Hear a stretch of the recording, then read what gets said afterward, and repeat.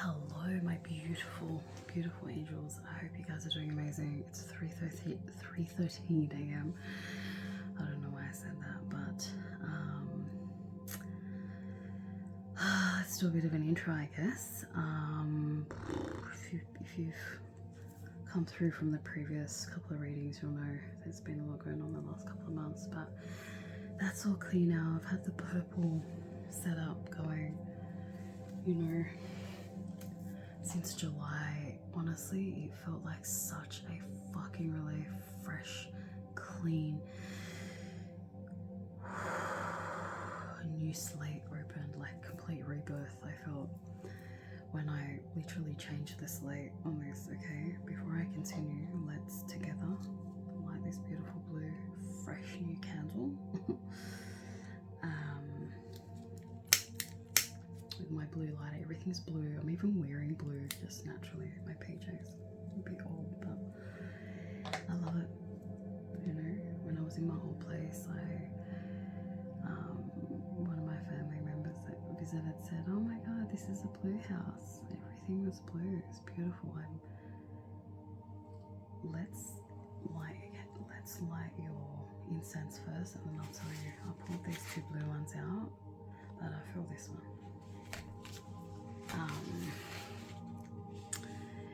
And this one is rose, jasmine, and lavender. Oh, that's beautiful. Ananda. It's funny because I've had the song "Can I Call You Rose" on my mind the last few hours from These Sacred Souls.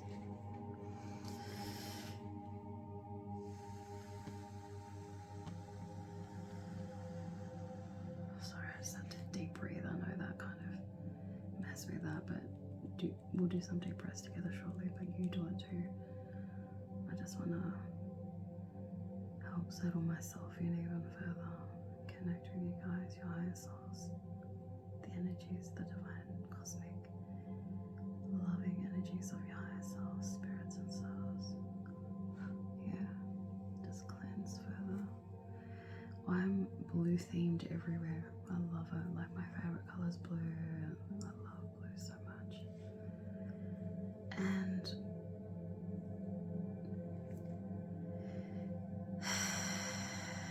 it's really interesting because for a few months now I've been envisioning, because you know I've been very connected to colour with my readings and very driven by colour. Like, even now, a lot of the decks, oracle decks I pulled are blue, and so, you know, I don't know, it's a strong feeling when it comes to colour and fucking with colour. When I feel called to with these readings, it's strong. You know what I mean? So let's cleanse this space, mothers. Fresh new beginning. I feel like talcum, lilac, blue, like fresh newborn baby blue kind of energy. I don't know. Whatever a newborn baby's head smells like, which I have no idea. I don't think I've ever smelled one, but everyone says it's amazing and intoxicating.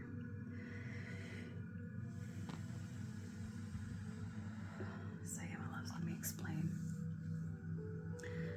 You know, real quick. So for a few months, since I think at least Lionsgate Portal, I started envisioning like my next color theme, which was like strong, like dark blue and orange.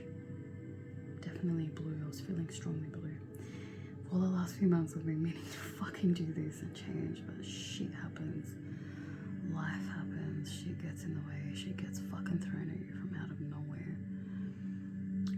And if you're anything like me, very fucking emotional and energetically and emotionally sensitive, you sometimes ride the wave for a long time. But anyway, fresh new beginnings. I love. Enough about that. It's interesting because I actually didn't have any. No, I had blue, so, but I bought this recently, and it was like back in early August, and it was like an ombre blue white, and I just felt strongly connected to it. So I have been shifting this group of backgrounds up and down, up and down, up and down, up and down for the last couple of months, just waiting to finally be done with the purple. It's it's weird because it's very coinciding with my own karmic cycles. I'm telling you, a lot of the shit that happens in my life coincides with some of these readings I'm finding. So I know that's how I know some of us are like, I know these are probably going to be too fucking scorpionically intimate for a lot of people, but as I've been saying, Scorpio rules my 9th house and crosses it over into my 8th house. So this is the fucking tarot reading, the divination energy. It's fucking ruled and fucked by Scorpio, so I can't fucking help it. And really, really intense and intimate with this shit. So yeah, I feel like some of our fucking souls are intertwined. Or whatever, you know what I mean. Like, very intensely connected. Not fucking all of you sick fucks. Don't come at me in the comments now and be like, oh my god, stalker alert. Like, no, okay? And I probably only mean 2 people really on a deep, intense, intimate level, but very high vibrational, divine, celestial, cosmic level stuff. And so I've been meaning to make this shift for the last few months, right? Have a sip of my tea.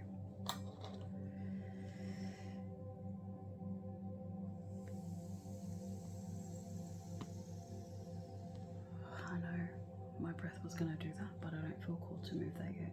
Some of us need to have some deep, deep breaths, my loves.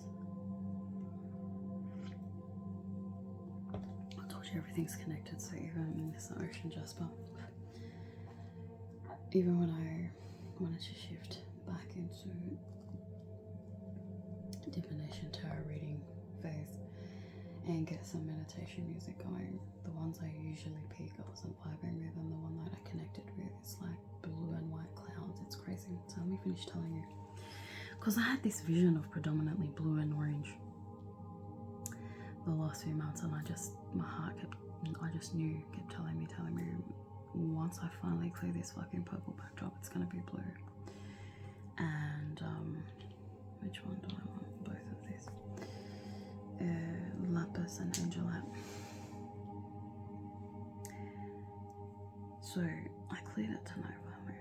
I put the blue down, and I just wanted to start. Like, I don't do my usual take a while, clear everything massive. I just wanted to get into it because it's like I'm a natural now, and it's like I found once I just follow the steps, and once I intend to do this and follow the steps, it's like once you decide to walk on a path, everything just opens before you. There's a reason for everything, is why I'm saying all this. Alright, it's gonna hit differently with different people, but it's like, yeah, it's just so much cleaner than I expected, so much fresher. This blue setup, right? A lot more. I had a dark blue, image in mind, like there, dark blue with orange. Now, even the crystal setup is different. That's what I felt called to, and I'll leave it. And I remember as I was wiping one of these down, thinking, the way that I've been approaching my readings, it's been different with each one, right? And the stuff that I'm channeling in my readings, different. Oh, I'm just going with the flow. Yeah, completely surrendering to pure divine spirit essence. Alright, and energy. And I know that I'm saying this for a reason, so that some of you guys who need to hear this will hear this, okay? And I mean, my voice is low because I'm not in an ideal situation at the moment. If you've seen my last few videos, one of them, you'll know the situation, and that I just love doing these readings at night. But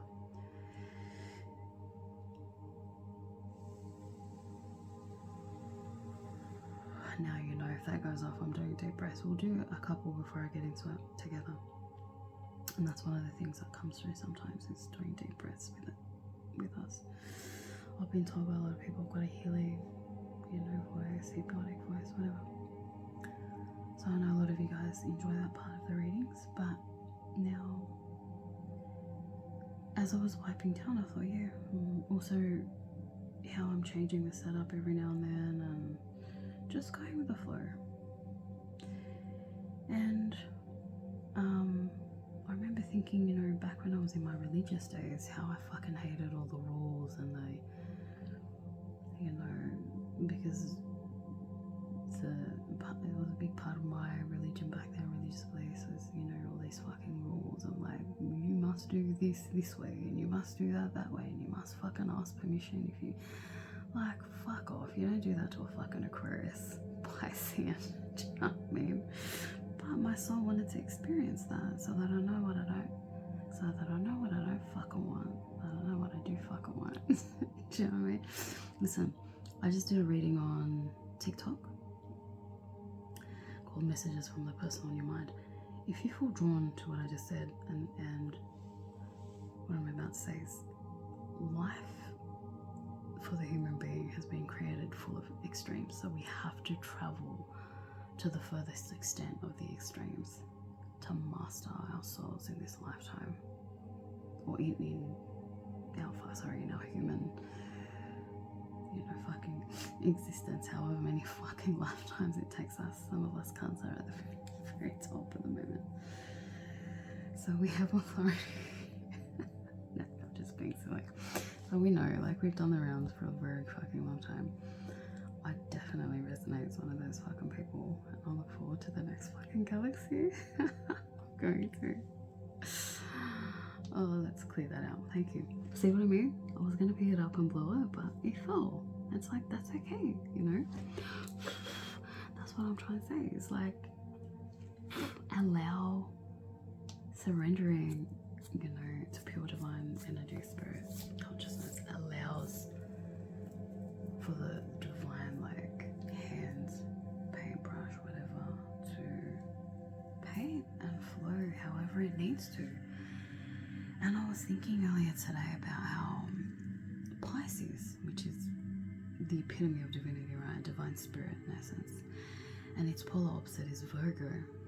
So yeah, check out one of those TikTok readings if you feel drawn to. I think it's 2 or whichever one you feel drawn to. I'll get into it about the extremes.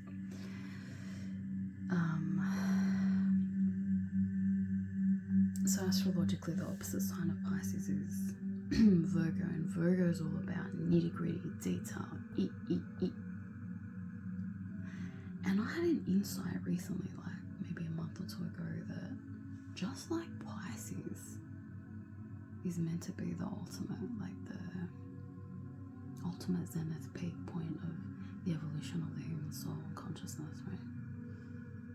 And it's free-flowing. It's like, if that's the end, and Pisces is mutable, meaning it can go here and there and everywhere.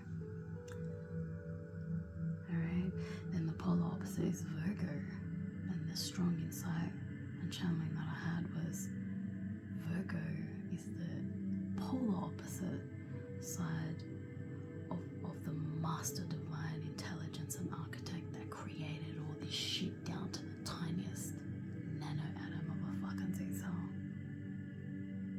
And if you're able to harmoniously blend both energies, you're fucking golden. You're right down the middle. Pure divinity, pure divine essence and spirit and soul and love and consciousness and ecstasy, right? So I thought I like to have a particular way of setting up for these things sometimes, but other times I let my Aquarius and my Pisces energy just flow.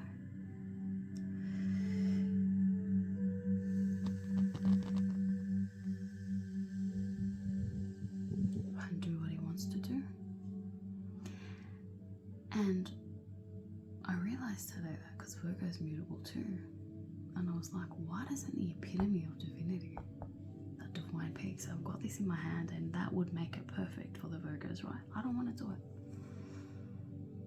So for some of you, this is giving me exposure therapy or whatever they call it, rejection therapy or something. Expose yourself to the thing that's annoying you, that's pissing you off, that's scaring you, that doesn't feel comfortable. See what happens. Alright, Virgo is about controlling everything. Pisces is about fucking letting go and surrender. Alright, I'm starting to get emotional, whatever. Fuck me. Fucking Pisces rising and shit. Anyway,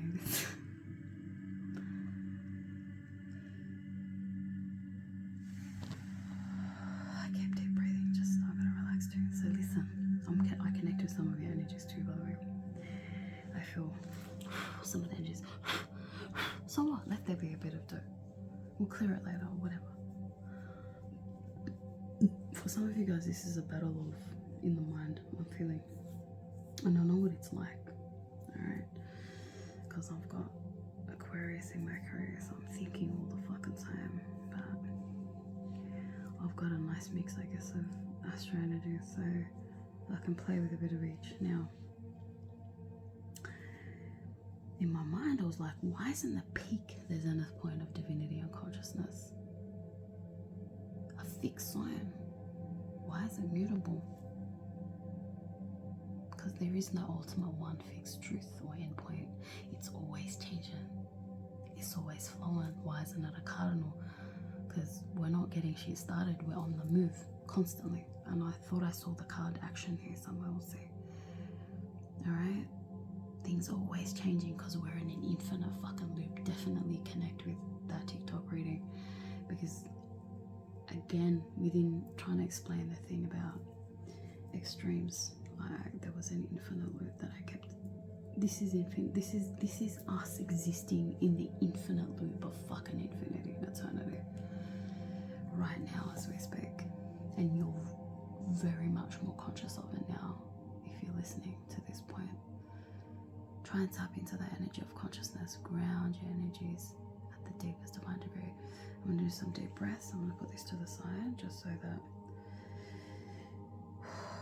we can, when I breathe out, it doesn't put the flame out. Alright.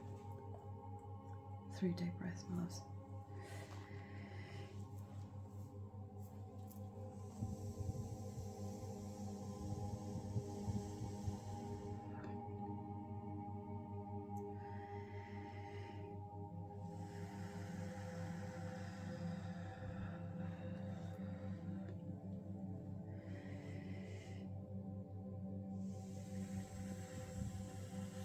Seeing very, very strong blues and whites today, man.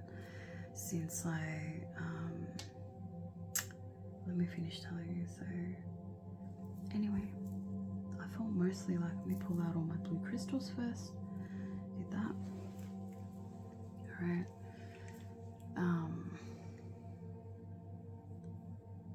And I wasn't even really strongly feeling the orange, but I thought, let me open my orange crystal drawn, because I've color coordinated them. I wasn't really feeling any except for a couple of rough sunstones. Actually, I got them here. I'll show you. These ones. So I had one here, one here, one here, something like that, right? Without the whites, alright? And I thought, let me get my peach selenite love heart. So I had that here, right? And then I added this carnelian to it. So it was like this, right? Without the white, without this. And I thought, oh, I need to set this thing up, but if I'm not reading straight away, let me sit with the energy. I'm like, do I go to the gym? I don't know. This is like 2 a.m. or whatever. So I'm like, I'm just gonna go with the flow. I sat with it. I had some food. And I thought, nah man, I'm not feeling the orange. I'm gonna pull it out and see. And I'm like, do I dare leave it all blue? I'm like, whatever, I'm open. Alright? I'm explaining to you, following intuition, the process. Yeah? How you stay connected and open and conscious of your heart and your emotions. Connected, you stay connected to that anima mundi, that infinite, primordial, eternal, immortal, pure divine essence and spirit, soul, consciousness. Alright?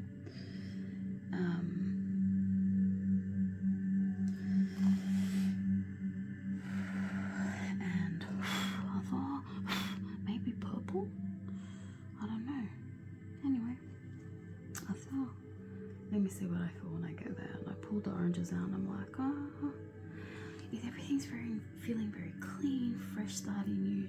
This is feeling like seriously a rebirth, not a new chapter in your life, like almost like a complete soul rebirth. All right, big, but so beautiful and serene. I cannot stress this enough. And the energy of it's taken over me and what I expected of this reading so far. So I think expect the unexpected. Wow, is the massive energy here. All right. Now I'm gonna stick to my original idea of I want this to be a reading of. So anyway, I ended up going with whites and clears, and it felt like even more of a pure, beautiful, divine, celestial rebirth. I'm getting snow in winter, Christmas time. Fresh, clean is like visuals for some people. So here we are. All right. Here we are. And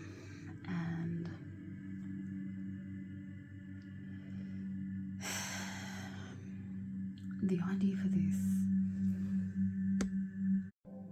my loves, I thought I'd stop the video to know that mark the end of the intro, and now I'm going to be talking about the intention with this message today. This video is about, with everything going on in the world at the moment, it's a very heavy time, and I'm going to start to get emotional, but I feel like this is where we need to be, very high vibrational as much as possible, okay? Because the dark energies that are presenting themselves need their polar opposite in high vibrational energy and higher in order to be exposed and to be opposed and energetically alchemized and transmuted, alright, and detached from this high vibrational energy. Because what's been happening in the world lately is, or the last few, centuries or millennia, is that these dark energies been creeping throughout humanity and planet Earth. So even this, I thought I needed to be ready and be in a particular frame of mind and headspace and energy to do this reading. I'm like, no, I'm just gonna do it. I just feel it. I don't care that I'm happy and that I know this is gonna be a heavy topic, but I'm just doing it as I feel it against my better judgment. This is what following your intuition is. It's allowing your heart to speak and to guide you, to direct you what feels right. As our feelings, our emotions are the key to the ultimate, to ecstasy, to higher selves, to pure divinity and consciousness, right? So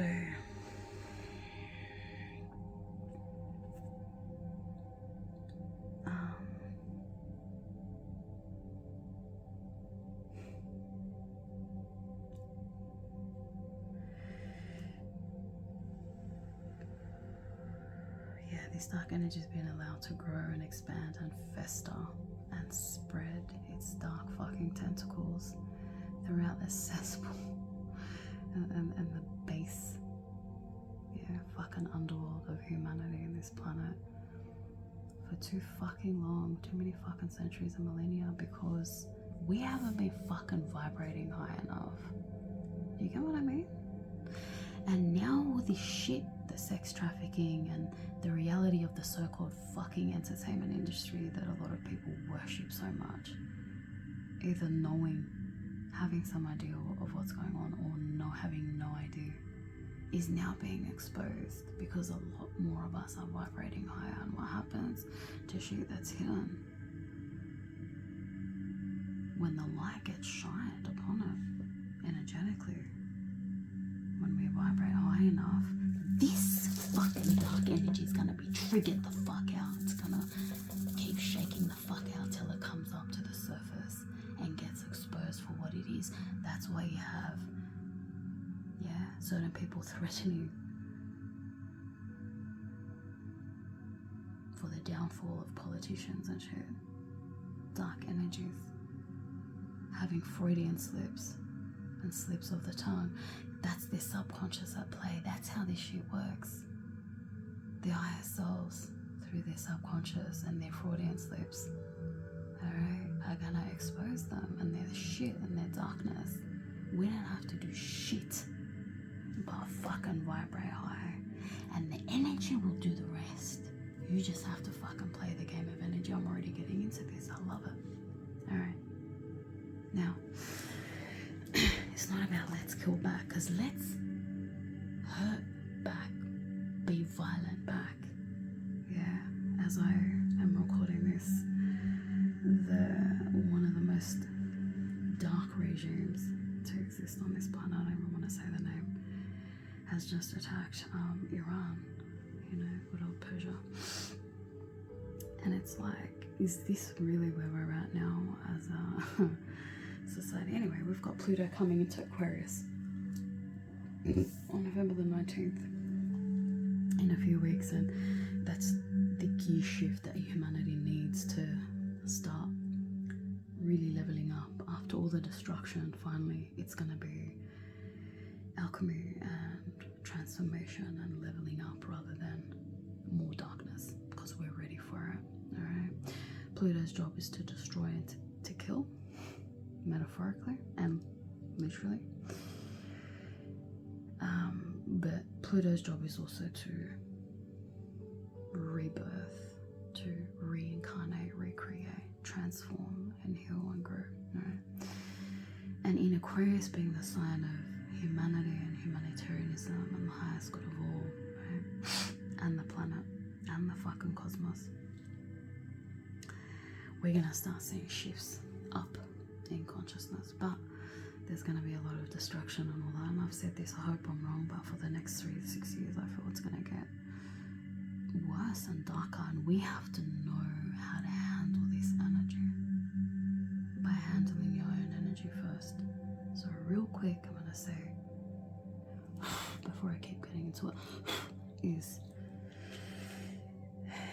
I had the idea to do this reading, which is like, how can you help? I don't know what I'm going to call it. How can you help the world at this time? How can you help heal the world? And I know in my heart and my soul I'm going to do a series of these, because things are going to get worse, and I feel like a lot more people are going to need and want for and look for guidance. And that's why some of us cunts on this planet have gone through a lot of extreme intense shit the last few years, and consciously worked with it and faced it and purged it and transmuted it and alchemized it and healed it, so that we can get to a point where we can be like, this is our experience. If any of it resonates with you and it feels right, well, this is what we did. I always encourage everyone, self-empowerment. You may find some bits that resonate with you on my channel and other bits that resonate with you somewhere else. You don't have to stick to one person. Wasn't I saying this at the start of the reading? That's one thing I've learned about life, is there is no one fixed truth or path, or what, did you get what I mean? Like, there are some universal realities and truths and energies that we can work with, but ultimately I really believe we all have different soul origins. We're all on different soul paths. We've all got different karmic lessons and shit to work through.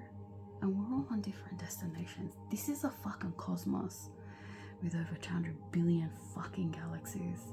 And we're a tiny, tiny, tiny fucking speck as a planet, let alone as a fucking human being, in a tiny, tiny, tiny galaxy. There's other 200 billion other fucking galaxies of these, and potentially fucking infinite more universes, right? So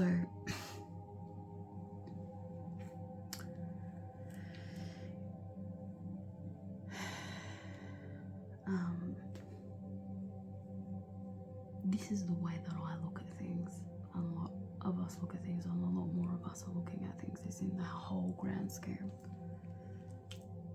alright, of things, and looking, expanding our consciousness and our vision and our quest for understanding, deeper understanding and consciousness out and deeper and higher. Alright, no one's better than anyone, but some of us have literally done the reincarnation rounds longer than a lot of others. I mean, I'm a February baby. February babies are the most rare. You know why? Because, okay, it's got the shortest amount of days, but it's predominantly Aquarius, February, and some Pisces. And most Aquarians, they have just fucking, on a soul level, mastered Earth. And get the fucking opportunity to get the fuck out of this ghetto ass fucking planet. Be like, I am getting the fuck out of here and I'm not gonna fucking look back, right? But some of us masochistic cunts like me, like, sign me the fuck up again, because I'm a fucking hardcore military cunt. This is the only motherfucking military that you cunts should be a part of. This is insane. Okay. God, I can't wait to like fucking freely do my readings again. Be as loud as I need to be. This is pure fucking challenge, because I swear to fuck I am surprising myself as I talk. Like, you get to a point where you channel and the shit that fucking comes out of your mouth, you're fucking experiencing it as a fucking spectator. It's a fucking insane mindfuck once you're conscious of all the little bits. But that's why sometimes just let it flow. It's easier. A lot of us channelers, we have no idea what we're saying. Some of us will go back and listen, like, where the fuck did that come from? I have no idea. So you have to open up your heart and soul and channel and vessel to allow this to happen. You know what I mean? This is how we're gonna win these fucking wars, babe. This is how we end this shit. Alright? We don't hit back. That's tiny dick syndrome of fucking dark, toxic, unhealed, masculine, fucking traumatized energy has been raping and fucking destroying this planet for fucking millennia. You know what I mean?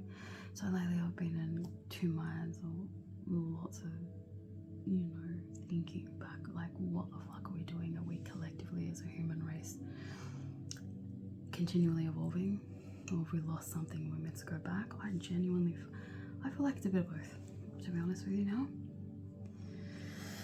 And because Scorpio rules my ninth house all about consciousness, spirituality, cosmos, divinity, all that, I'm really passionate about this shit, and I'm always thinking and feeling about this stuff, always channeling. I genuinely want to learn and know and understand. So yeah, now I did a reading for myself. I'm like, how can I help with what's going on in the world at the moment? And I honestly forgot what I got back in my reading, but I thought this would be a nice topic to do. And I didn't know how it was gonna come out. I thought it was blue and orange. Excuse me. We're doing it this way now. Excellent. We're going with the flow, because a lot of people feel hopeless. I've seen the comments, and I really feel like Pluto's set it up in this way where we all feel powerless, essentially, because Pluto rules power too, so that we can sit one-on-one with our minds and our hearts and our souls and our subconscious and consciousness and our fears and pains and traumas and emotions, and go, okay, how the fuck do we end this shit?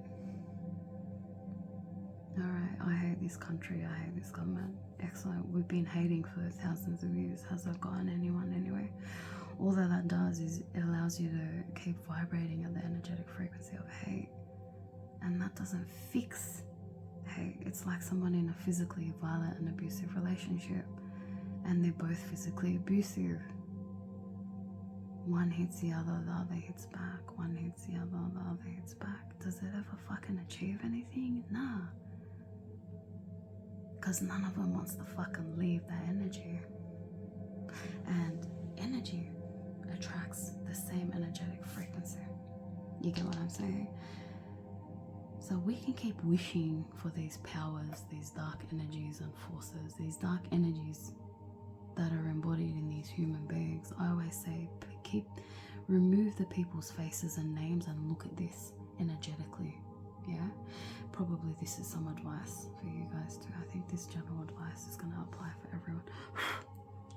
it allows you to see things from a much clearer perspective, much more objective perspective. Okay. Look at it in terms of energy and energetic frequency. They're putting dark energy out.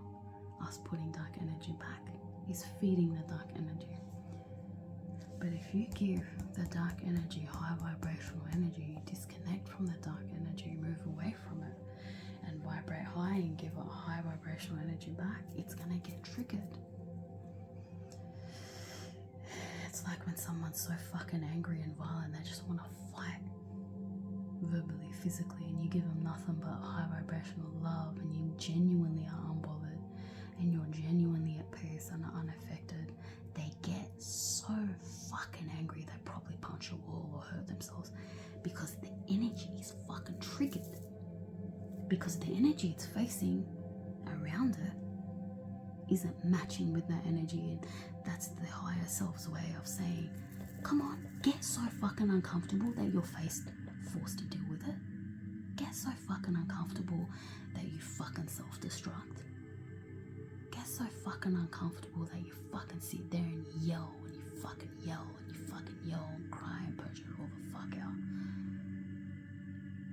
That's the fucking tower moment, and that's exactly where you're fucking meant to be, because your higher self's trying to say, hey, pay attention to the way this energy is working.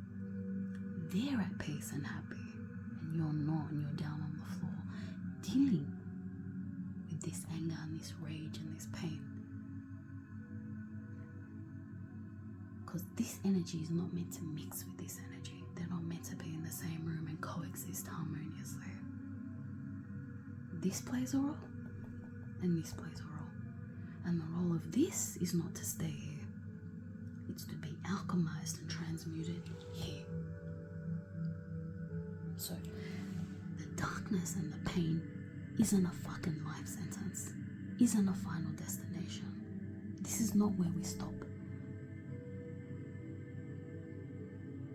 And this is, I think, been humanity's problem for far too long, where they've been fed the notion, whether intentionally or unintentionally or with malicious intent or not, that there is a whole other realm of dark energy in and of itself that's as powerful as this. And people get scared. They go, oh, once we die, there's a fucking judgment day. Yeah, some fucking male god in the sky will fucking take care of it. Oh, they'll go to hell. Where's the fucking hell? This is the fucking hell. We're living it. We're fucking breathing it. We're bleeding it. We're crying it. We're stressing the fuck out. We're having sleepless nights about it. Yeah, this is it. It's that living hell within us that we're meant to feel and experience all the fucking way till we get to the end and the extreme point of the energy and that emotion of sadness, of anger, of helplessness, of fear, of guilt. A lot of us have been riddled by fucking guilt, right? And we have to pass through these emotions and learn whatever lessons we're meant to learn on an individual lesson point. Once we get to that point and go, what has this emotion taught me?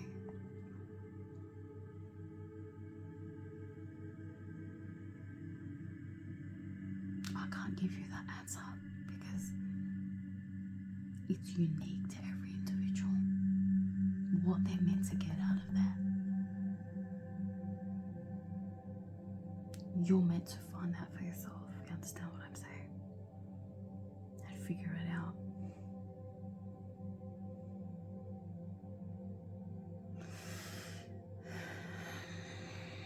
Okay, connect with your own heart, soul, and spirit, subconscious on a deeper level, on a primordial level. It's the goal, right? I guess for a lot of us. Who knows? Maybe not for you, but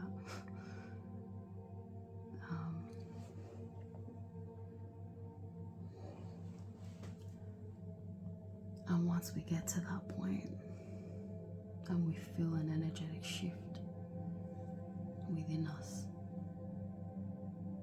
we get to a literal metaphoric blossoming, blooming realm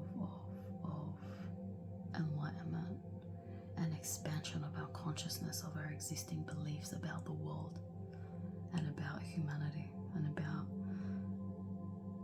the way it is, the way things are, the way we are, the way we were, the way we're going, where we're going, all this shit constantly getting shattered. We're constantly feeling powerless to ride the wave of the intensity of the emotion of the powerlessness and the sadness and the grief and the fucking anger and the hopelessness and the fear, all the way through till we meet our fucking pure spirit and essence and consciousness and go, hey,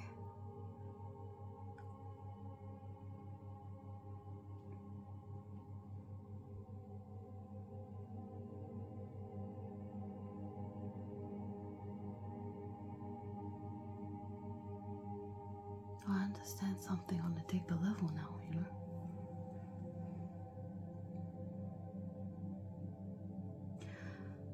I understand something from a broader perspective now. And I understand something from a higher vantage point and perspective, so I can see more, right? With my mind, with my heart, my soul, with my consciousness, with my energy. I understand, I feel, I know, I can't explain it, but I just get something that I've never gotten before. That's why they call it a spiritual awakening, right? Okay, that's probably what this is. Spiritual awakenings across the board. And you know, it's like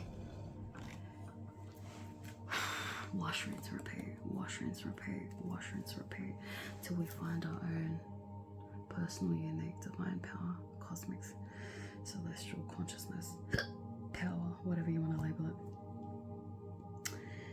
And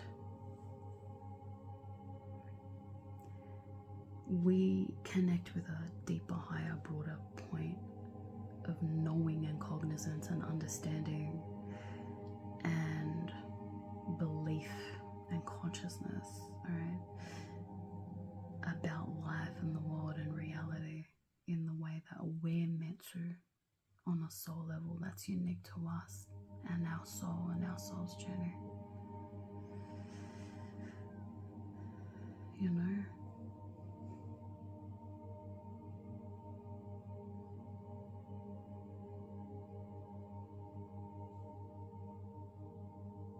I'm not going to comment on is there a one ultimate point of knowing reality, truth, universe, or anything at this point. I'm just open, I'm flowing, I'm channeling. Some people believe that, others don't. I personally think, as I said at the start, Pisces. Why is Pisces the mutable sign in our human reality and incarnation of divinity, right? The ultimate, the peak, the point, the zenith of consciousness. Why is it coming and going and free to be manipulated and malleable to wherever? What does that tell you about divinity and ultimate truth and consciousness and life and reality and God and divinity and the creator of everything and all the answers we're looking for, right?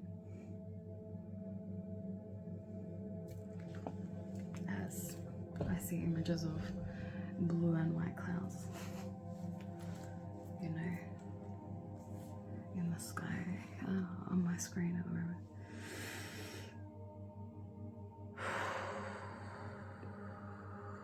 Wow. I'm telling you, I'm surprising myself in this reading. Wow. I keep blowing because there's bits of incense, but it is what it is.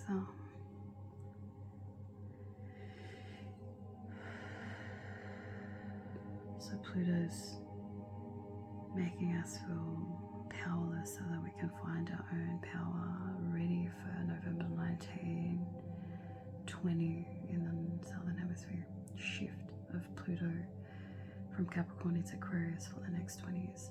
So it's a very significant time. And I feel like a lot of us are going to feel very intense things around that time. Yeah, November 19, 20, 2024. If you're viewing this later after that date, you wouldn't be viewing it beforehand.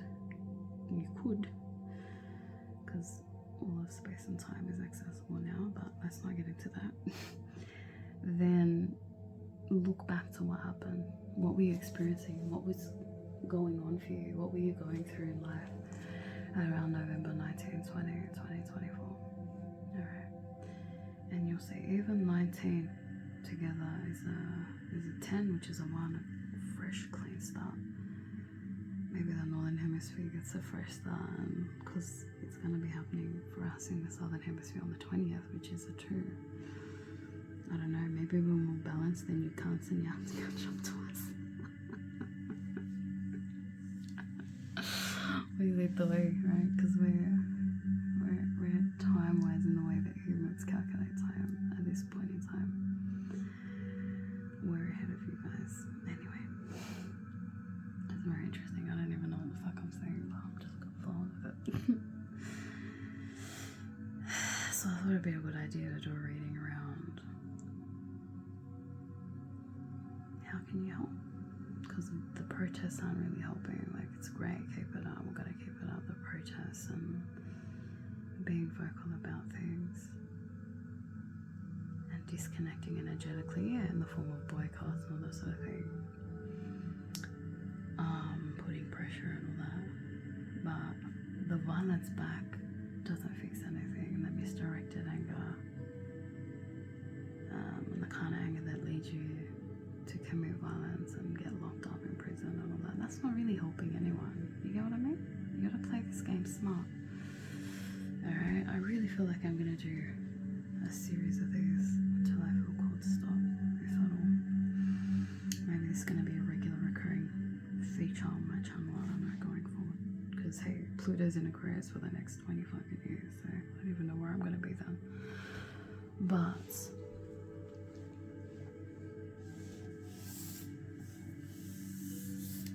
whatever our own unique individual power it is that we're meant to find is going to help us on this journey of Pluto in Aquarius. Yeah, and the reign of Pluto Aquarius in Aquarius for the next 20 years. So that we can understand what our own individual unique role is within the collective of humanity. Because we're going to be operating at peak power, ideally. That's the goal. Individual power for the highest good of all. Yeah. That's what we're here for now. And excitingly, when Pluto shifts into Pisces in 2044 or whatever it is, it's going to be mostly focused back on the self, the soul, the spirit, consciousness, spirituality, creativity. It's going to be amazing.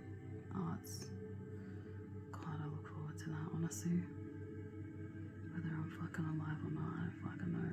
But that's going to be an interesting time for this planet. So, how can we help? How can you help and play your part at this point in time? And as I said, I feel this is going to be a recurring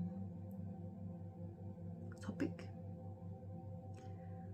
And I look forward to doing this because I feel like our energies, our collective energies are going to keep shifting and changing, especially with whatever's going on out there in the world, right? And one thing I feel a lot of you guys should know, because earlier I was, dancing and singing and all that, got my vibration very high. Now a lot of people will be like, how can I sing or be happy or eat or dance when all this stuff's going on? And I'm from South Lebanon. So at this point of time in humanity's history, we're getting fucking pelted. The whole of Lebanon is, as well as Palestine and all this stuff. So this is really close to home, and I was in the war in South Lebanon in 2006 when those dark cunts bombed our country. So I know I've lived a part of it. I've had a taste. I understand, right? And so I should be more affected, but it's like I shouldn't feel guilty for doing any of these things, contrary to what the past few generations have been telling us and have been living. And we inherit that trauma and that pain and that behavioral pattern of, I need to sit and be in the shit with everyone because we're all human and we all need to feel shit. Like, no, yes, compassionate, yes, empathy, do your part, but what good are you going to be for humanity if you're not operating at peak strength, emotionally and physically and mentally? It's like a sleep deprived mother or whatever, or parent. What good are they going to be if their cup is empty? Right? So it's like, you gotta feed your soul, your spirit, yourself, your heart, your body first, like a surgeon, a doctor. Alright, you have to nourish your heart, your soul, your spirit, your body, your energy. Right? So that you can be strong on all those levels and bring forward to the table your best. Or around that area, right? You don't have to be a perfectionist and go, no, I must be this. No. You follow your heart. That's been the recurring theme in this reading so far. Alright? I haven't even started officially, but even when I wanted to do this, I felt strongly called to start here, and that's very out of the ordinary. I don't think I've ever done that before. We'll see if I still feel that way when I'm ready, but it's like, you need to be vibrating high, and a lot of us also, as we ascend higher and rise in energetic frequency and consciousness,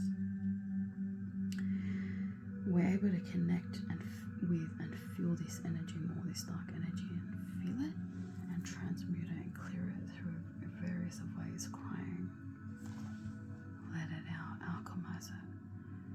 Yeah, because collectively, if you look at humanity, 8 billion plus of us as a collective ball of energy, it's fluctuating. Currently we're consciously connected with a lot of dark energy because Pluto is shining a light on it, meaning we're vibrating higher. So this dark energy is coming up in the form of anger, hate, racism, all kinds of ugly, vile shit, right? Now, if you remove the names and the groups and the classifications and the categorizations and the names and the faces, and you look at this energetically, like, okay, people are more conscious. So there's high, that's represented in the form of higher frequency energy. Yeah? Consciousness is being aware of the dark energies fueling these dark crimes and these dark injustices in the form of, this person's getting exposed, that person's getting exposed. Oh, guess what this group of people's been up to? Hey, guess who this person really is? You never knew who they were behind closed doors. Oh, hey, guess what this government's been up to? Guess what this military's been up to? Blah, blah, blah. That's how it works. The energy, alright, has to get triggered and comes up in the form of expositions and leaks and slips of the tongue and Freudian slips, and you get what I mean. So it's funny because they're the higher selves of the people committing these dark crimes. Once the rest of us hit a high enough energetic frequency, we meet them, these people committing dark crimes, their higher selves. We start to meet with their energies more. So what's happening is down there, they're like, okay, this needs to be triggered within you in the form of Freudian slips or expositions or whatever, so that you can finally face it as a human being. Because guess what? The cunt that's committing all these crimes is another soul like you, is another divine soul, whether or not you want to whatever. It's up to you. You follow what you feel called to, but it's another soul with lessons to learn, with a journey, Alright, currently they're at the very fucking bottom, a lot of them, and it's like they need to get to a point where they're triggered enough to self-implode, metaphorically, in onto themselves, where the energy and the burden of it gets too much. They're metaphorically sitting in a dark room on their own, whatever, however they're purging this shit out. I don't know. Honestly, this is the arena of Pluto and Saturn, and I have these two planets in my 8th house, so I'm meant to understand these energies very intimately, and I'm observing a lot. Like, I don't want to push anything that's egotistical, or I have no desire either. Like, I don't care. I try to be a neutral observer to understand how this shit works, right? And so I don't know how they're meant to get triggered. That then we get into Saturn, and hey, well, what did you do in a past life to determine how you're going to get triggered on this front, right? That's not up to me to decide. That's me observing it, right? Anyway, the higher self's like, okay, the energetic frequency is so high now. It's like, let's go to the fullest extreme of this example and go, there is no more anger and hate left on this planet by anyone. There is no more dark energy left to befriend you and keep you company, you dark, sadistic motherfucker cunt. So collectively, humanity is rising without you. And guess what, you little dark cunt? You're a fucking human being like the rest of us. So you gotta play the game with us, which means you gotta feel that fucking energy. Why are you so angry? Why are you so fucking butthurt and weak? On a soul level, that's caused you to commit all these crimes. Who hurt you? Who hurt your ancestors? How did they do it? Why? When? What was the effect and impact in your subconscious? Alright. Enter Saturn into the chat.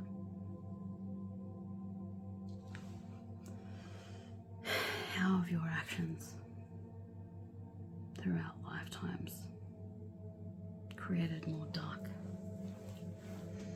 karmic energy and cycles and deaths for your soul to experience?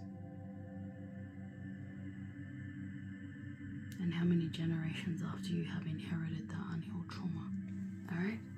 This is about cleansing ancestral bloodlines on this planet. Some people like to go further out to look at reptilians and whatever they channel personally.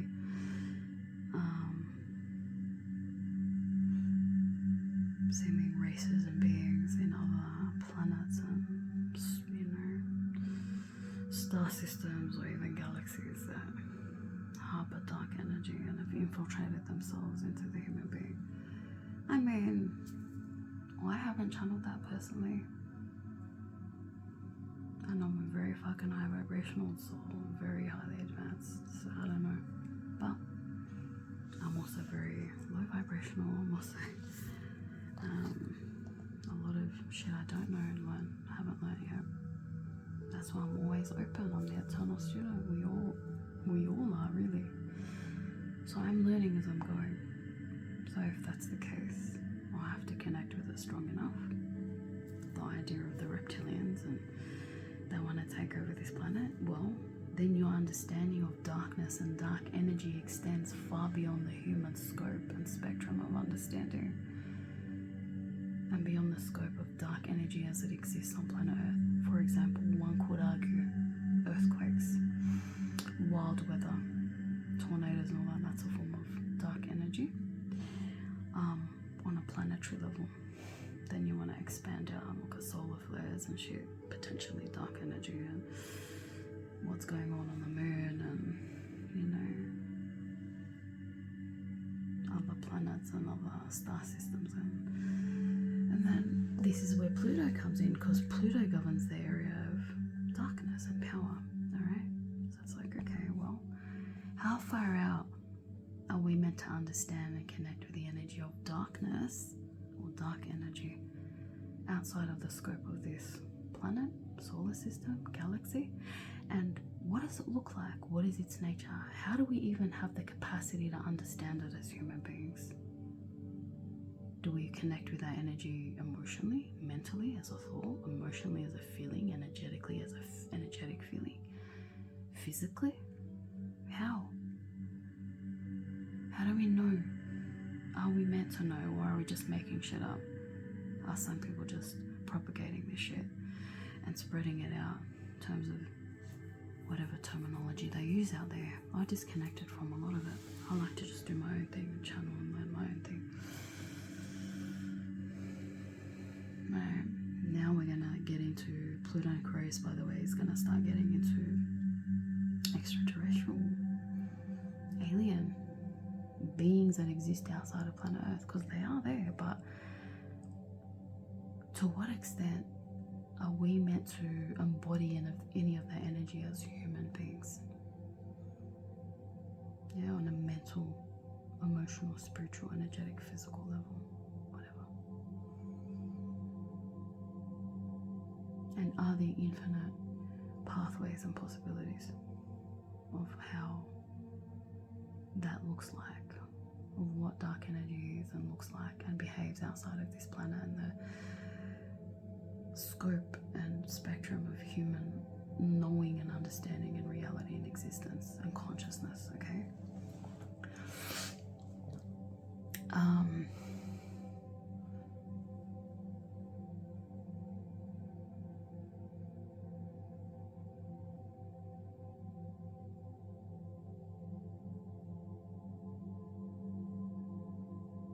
Right, so we come back to the dark energy embodied in these people committing these dark crimes. And it's like they get to a point on a soul level where they have to trip, they have to have their own unique soul level tower moments and go through their own shadow and trauma and dark energy facing and feeling and experiencing and purging of the energy. Think of the reformed criminal. Alright, think of the reformed murderer. We can make so many fucking changes and transformations in one lifetime, but it's very intense. Now, I highly suspect that there are some souls that have just committed way too much fucking dark crimes that there's no way they can make a full fucking 180 recovery in one lifetime. I don't know. Unless we all of a sudden are able to live as immortal souls as humans on this planet, and they just live like 500 years of pure torture and somehow manage to stay alive and then start ascending up. I don't fucking know how this shit works. Okay? I'm learning. We're all learning as we go. There's never an end point ever. And it's like, okay, you got the lesson, you healed, you're gonna stop fucking killing people now, you can't? Good for you. Alright, the next step is I'm gonna be violent with everyone, I'm gonna hurt people, I'm gonna kill them, I'm just gonna bash them. Alright, well, little cunt's soul's still got some fucking learning to do. Off you go into fucking, what do they call it, solitary confinement. Hit yourself, abuse yourself. You see what happens when you have Pluto and 8th? You just go to fucking dark place. This is nothing compared to where I go. Anyway. Whatever. You know what I mean? All of a sudden, hey, we have a reformed fucking criminal. Welcome. Whatever. Alright. So, meanwhile, the rest of us are in La La Land. So far away from this energy. We have a drink of tea. Oh my god, this is crazy. I need to stop going this long, but no, I like it. Going with the flow. And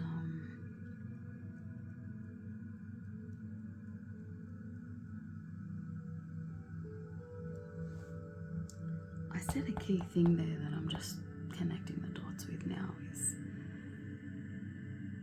that soul that's committed so many dark crimes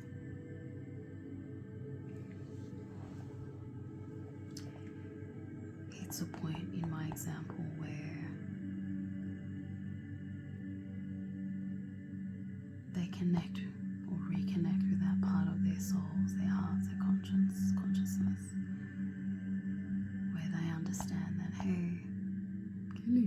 is bad, right? I don't know whether every human soul has to experience the very, very lowest end of the human feeling and energetic experience spectrum, in terms of, on some level, maybe we've all committed that crime, the ultimate crime, at some point in our soul's timeline. I don't know. Someone's posed that, and I don't know, I can't definitively say, but it's interesting to think about, right? And we hit a point at some point where we're like, okay, shit, this is wrong, we shouldn't be doing this, right? And you reincarnate potentially, and you end up getting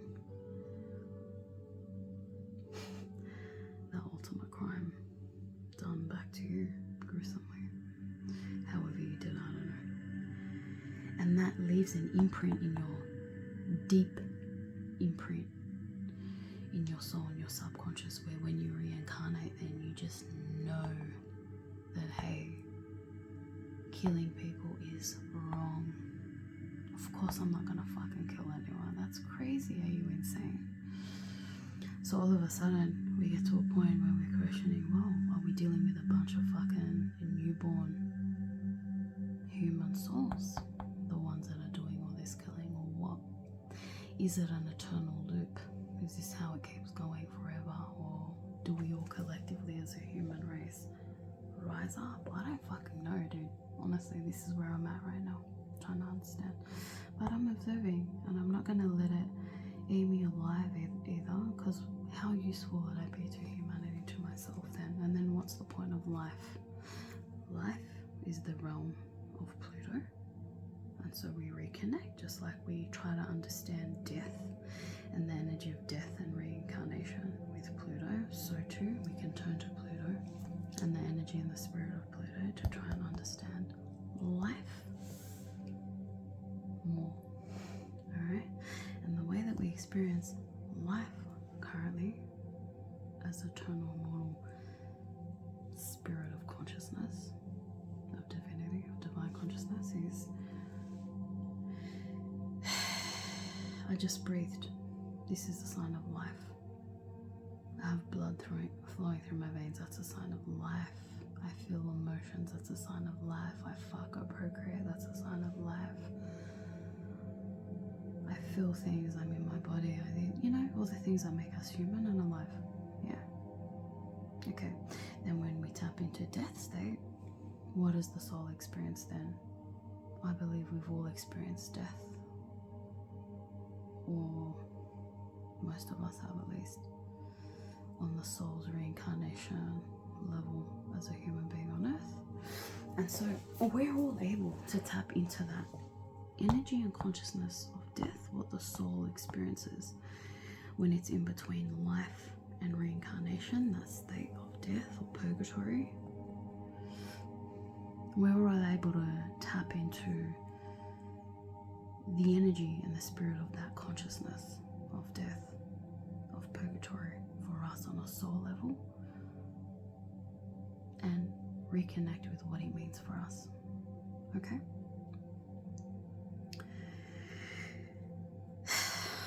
Wow. Okay. So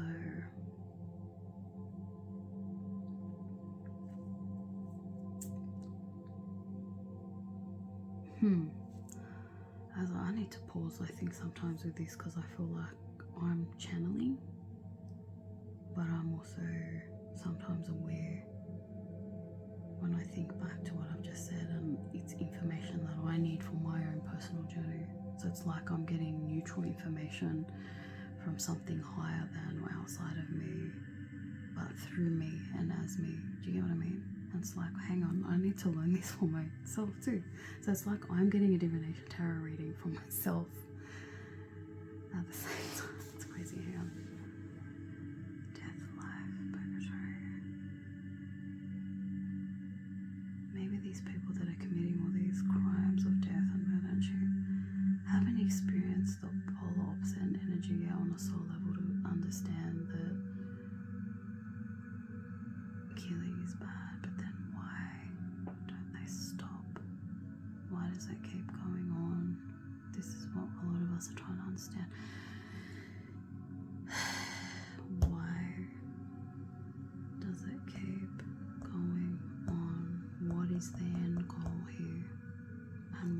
these other people paying the price?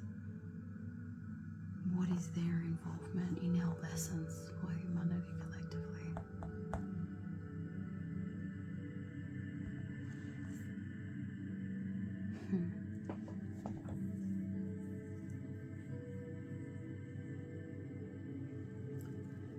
I've been going for just over an hour. I have a feeling like I definitely need to get up and have a break, but I have a feeling like I still feel called to start with this first. This is my raw angelite, by the way. Apatite, sorry. I had it here. And it was meant to stay there, and I'm like, I don't know why, I just feel called to put this here, and then I'm like, no, and then I'm like, let's do it that way. Was it like this? God, which way was it? It was like this. By the way, I pulled for every single deck. I got more than one card, and I left the cards underneath because they will carry energy. See what you're drawn to, okay?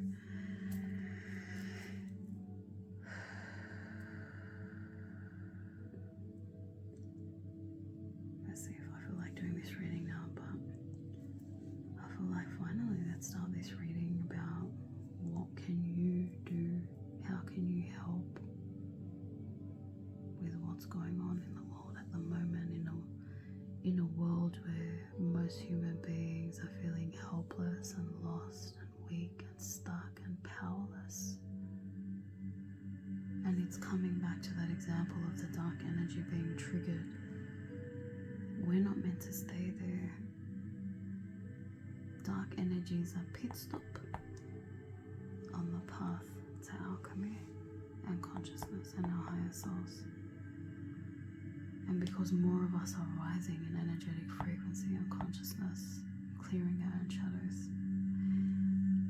this dark energy is able to be triggered and be exposed, as I said, in the form of expositions, exposés, blah blah blah, confessions, slips of the tongue, documents leaked, revealed. More and more and more of this stuff is gonna come up, alright, and as we keep vibrating higher, so that this stuff can then be consciously brought to the surface, to be faced, to be addressed, to be felt and experienced and purged and understood. Alright? Till we gain the wisdom on an individual or collective level from this energy. At which point we can then transmute and shift the energy and alchemize it from a dark energetic frequency and state to a higher vibrational state by way of wisdom and understanding and learning, just like the reformed criminal, that hey, when I'm angry, I don't go reach for a fucking gun or a knife or my fist to go fucking kill someone. No, that's not what that dark energy is for. The anger, the rage, no.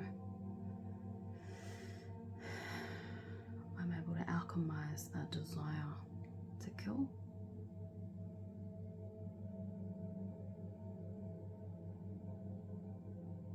now by way of wisdom and learning something deeper and higher and broader. It's like I said at the start of this, because I learned something new. I have a broader perspective. I've broadened my horizon. I have a broader understanding. I have a wider, more expanded consciousness on a soul level. So I know the next time I'm angry, I'm not meant to do what I used to do before.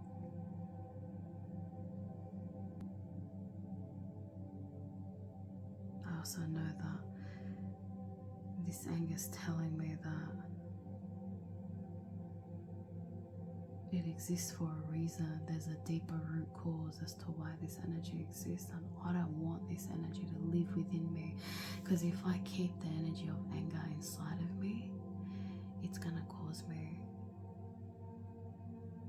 it's gonna help me and enable me to commit some dark, dangerous acts and crimes potentially. And I have the power to control this and to shift its energetic direction within me.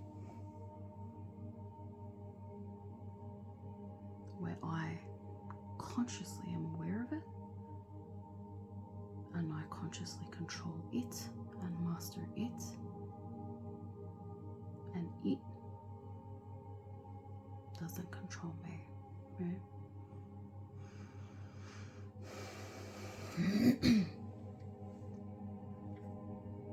All of a sudden, like the reformed criminal, I learn, I grow, I transform, I rise, I heal, right? I ascend in consciousness.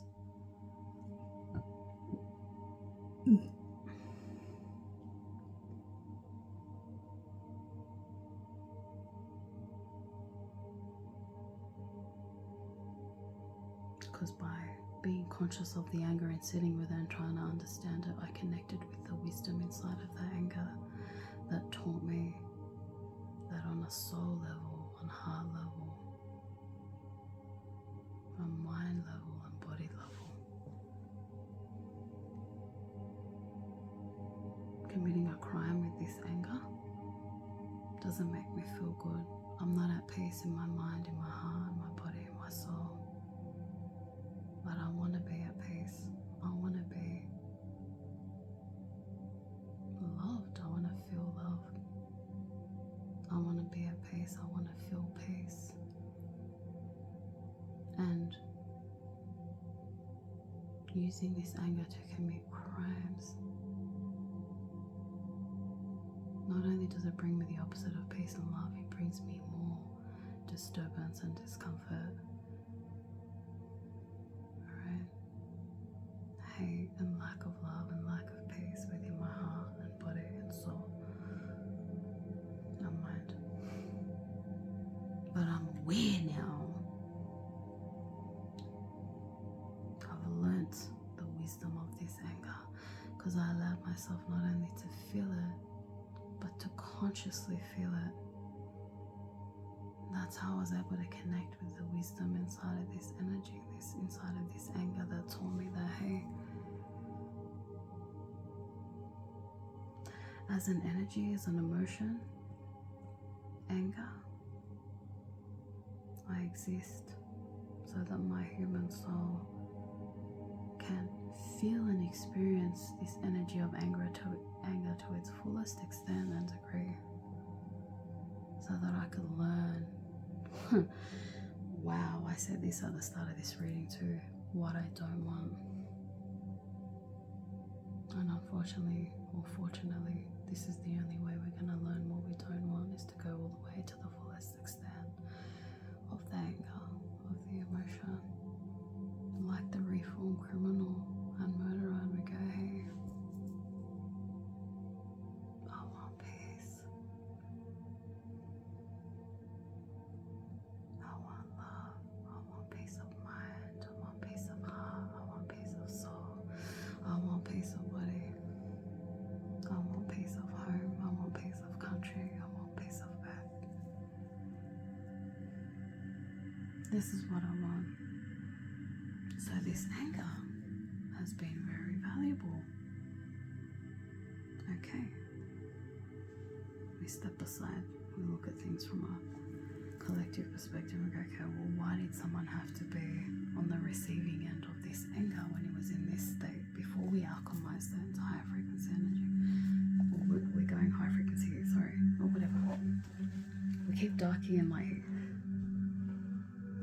We alchemize dark anger into light, into understanding, into wisdom, a desire for peace and love. This is how you change the energy, the energetic frequency from dark, where anger controls you and causes you to keep committing crimes, for example, to one of, okay, I understand this emotion now, why it exists, what I don't want.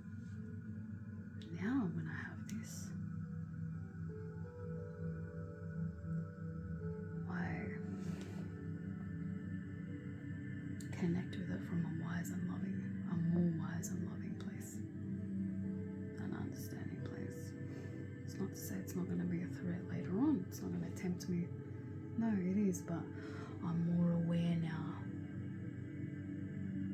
So I'm more hesitant to commit these crimes now. You get what I mean? I hold back. I'm more restrained. I'm more controlled. I am in more control of my emotions. Alright? Yeah. You're not wrong. Should have been a psychologist. Anyway. Whatever. I'm pretty much a natural for a lot of this shit, but I feel like I have so many interests and like fucking bits of wisdom that I can't just be committed to one thing. Anyway, so it's like, why did someone have to be on the receiving end when this anger was controlling me, causing me to commit crimes? That's where we feel hopeless and powerless and weak and scratch our heads and going, I don't understand this world anymore. My beliefs are being shattered. I don't understand. Why did these people have to pay the price? I don't understand his reform criminal journey metaphorically, or hers.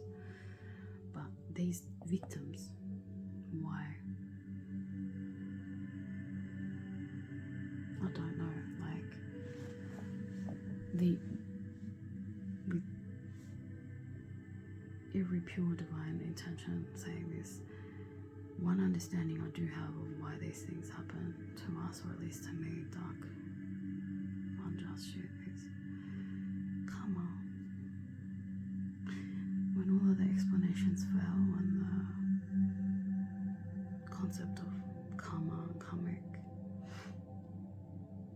debts and lessons comes to the fore, then it's like, okay, well, at least that's something that makes sense.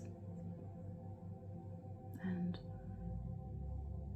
a lot of human beings have been feeling and experiencing the same thing in terms of karma, expressing it in different ways with different terminology for thousands of years. So it's like, okay, that's where I like to find a sense of truth or universality in something where there's a shared human experience across geographical and cultural and social sort of locations and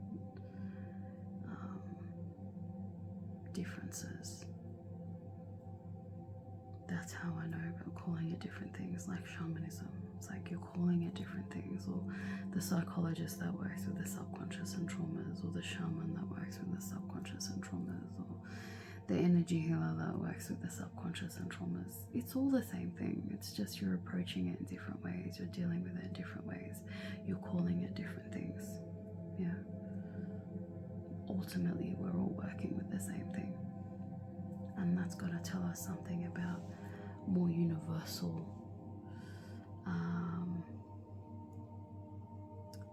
concepts or understandings of truth, reality, whatever, right?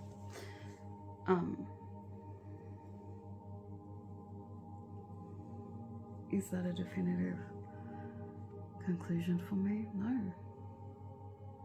Because what kind of dark shit must someone have committed in a past life to warrant or to deserve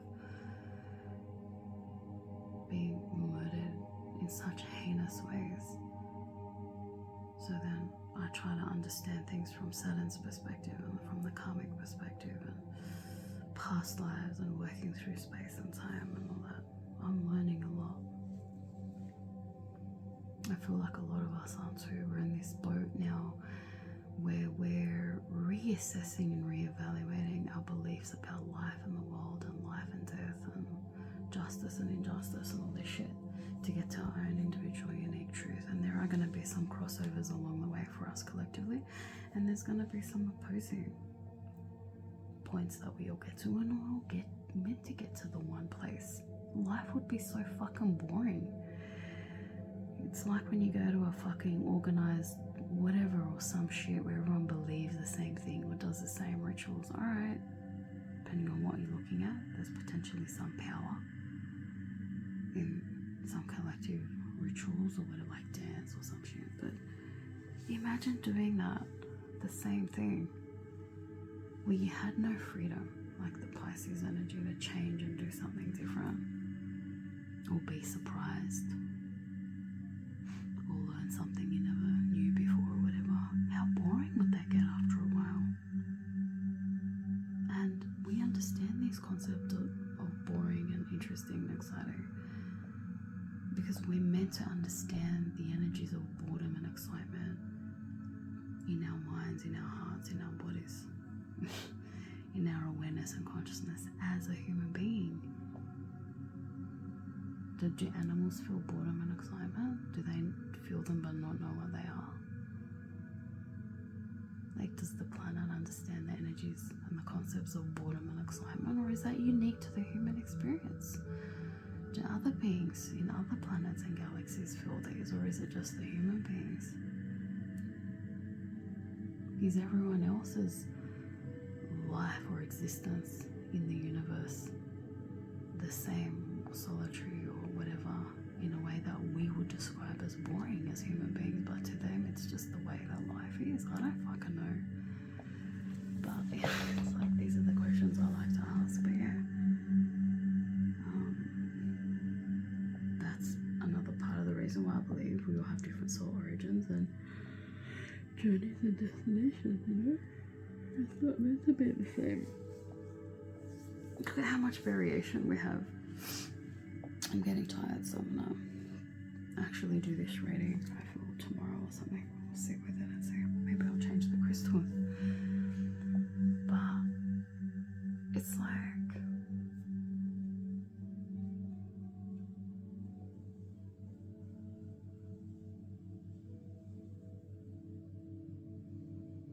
I feel like a lot of people, it's our human nature to keep hoping and expecting that we're all going to get to this one point peak of happiness. Like when I was a little child, 5 or 6 years old, I remember those Mormons and Jehovah's Witnesses or whatever would come around with their little colourful books targeted at children, and one day the Garden of Eden's going to come and sniff fucking happy pills out of your ass and shut me. A dude's gonna fucking elope with a fucking tree. I don't know what the fuck they were on about, but it's like we all seem to want to get to one ultimate peak point of happiness and bliss and ecstasy. And it's like, guess what? If you understand life and astrology, you understand Pisces is the ultimate peak of consciousness that we can experience as human beings, and it's mutable. It can go either way. It's shape-shifting. It can be whatever it wants and needs to be. That's the ultimate and the peak and the zenith. And who's controlling it? Who's steering the wheel? Who's doing the shape-shifting? Who's doing the maneuvering? What? What does that look like? Yeah? What is that thing that we call God? Is it not just consciousness? Where's the source of that? That's where I like to go. But if you really think about it, we're really coming back to ourselves, because the answers we seek are within us. Isn't that what they say? And if we're meant to understand the ultimate origin and primordial spirit and source and essence and point of everything, we're going to have that knowing and understanding in us.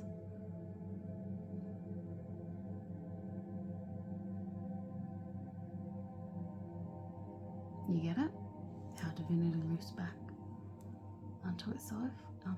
So the divinity and the primordial source of creation and understanding that we're trying to understand and connect with lives inside of us. We are it. We are living, breathing, pure, divine, spirit, source, God, energy, consciousness. And that's going to be felt and experienced and understood by different people and different beings in different ways. Oh shit, I'm getting a bit too deep for my own good again. this point in a while, and I love it and I miss it. Oh, and the true punch of divinity kissed each other. Oh my god, guys, this is crazy. Like, I did not expect that this was gonna go this way, but yeah, I think I need to.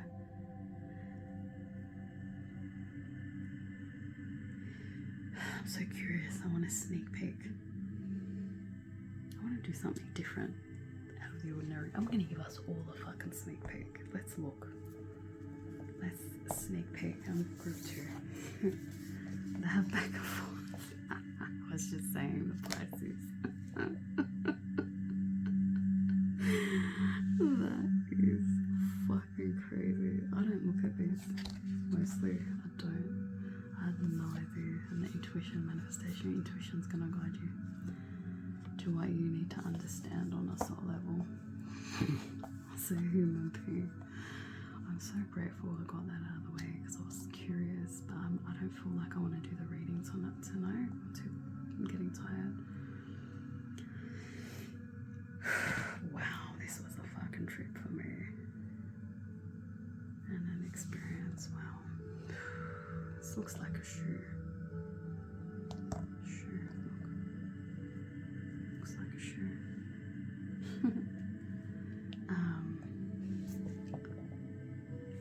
Oh my god. Turn this down.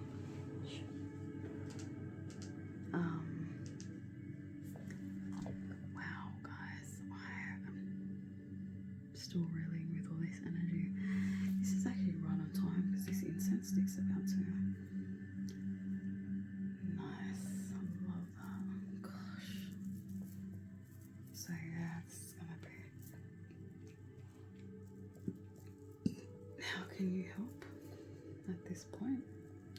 And I feel like for a lot of you guys, it's gonna be work on an individual level. Alright, I'm gonna finally say let's move this. Because my heart felt like seeing this beautiful view finally. Alright.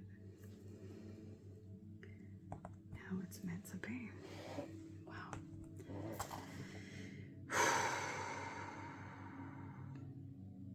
I'll see how I feel tomorrow.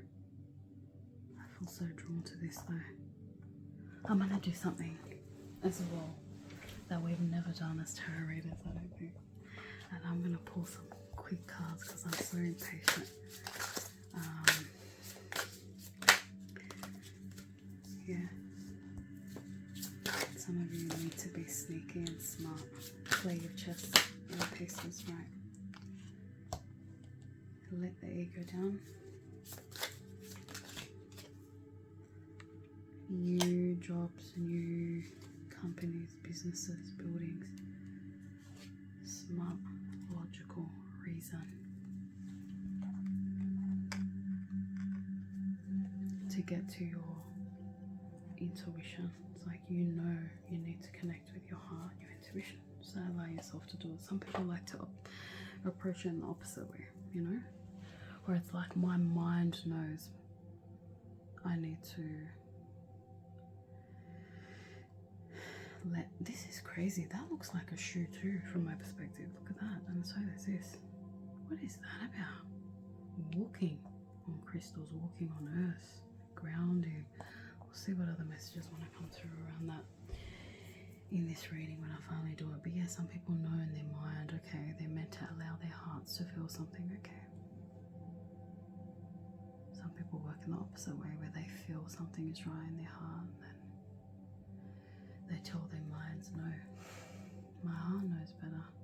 Alright, so it's that play of energy, right? Didn't we get back and forth in this? Very interesting. Sometimes I'm just channeling now. Your own mind, your own subconscious is the enemy that you think is trying to attack you or hurt you. It's your own mind and your subconscious, and you're meant to traverse this part of your subconscious so you can understand it. Alright, and work out what that means for you. Whether it means you understand collective subconscious or human behavior, underworld,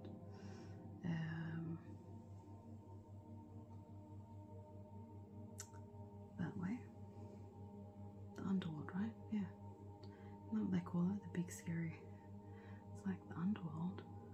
It's just the subconscious. So whether that expands and informs your understanding of the ultimate divine subconscious and or the collective human subconscious and or your individual subconscious.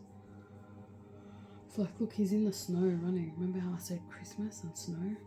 Interesting that that's coming up. He's running from his own subconscious, and it's like, how about you stop and face it to understand it more while being grounded, always surrounded by high frequency energy and the help of your angels, because when you're traversing this dark energy in your subconscious, it can be a very dark, scary place. I've been there, I know. A lot of us have. And maybe a lot of us aren't aware of what it was, and so allowed it to get the better of us rather than shining a conscious light on it and going, hey, yeah, this is perfect. The eagle-eyed perspective with the mind, the higher self, the higher consciousness going, hey, let's observe this behavior. I'm observing the subconscious right now in the form of paranoia, thoughts, dark energies, threats, I don't know, whatever. If I feed that fear, I'm going to attract more of that energy. Don't ask me why, that's just how the subconscious works. Maybe someone knows why. Please feel free to enlighten me or share in the comments if you have an opinion. And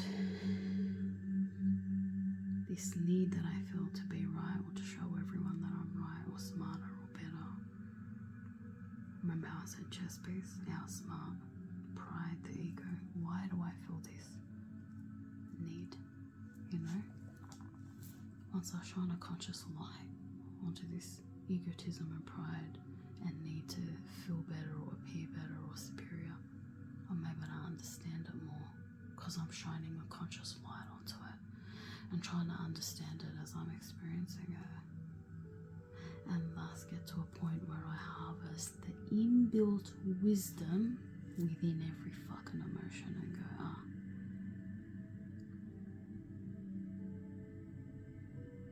I felt that I had to show off and be smarter than everyone because someone made me feel stupid when I was younger, or my parents made me feel stupid, or I don't know, my ancestors were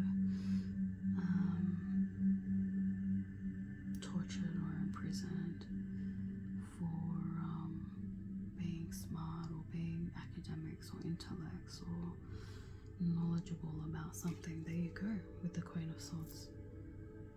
And so subconsciously I equated knowledge and wisdom and intelligence with persecution. That's the word, persecution, and powerlessness and weakness. So I have a subconscious need and desire to appear smarter than everyone, and I'll do it at whatever cost.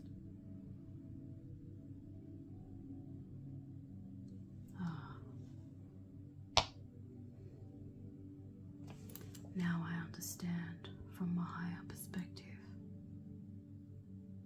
why I've been behaving this way.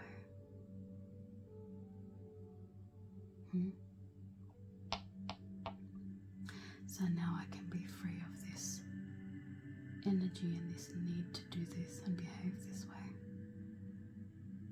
Because guess what I learned by doing all this? I learned what I don't want. This is a very powerful message coming through with this reading. I had to experience the full extent of the dark emotion and energy to learn on a soul level what I don't fucking want.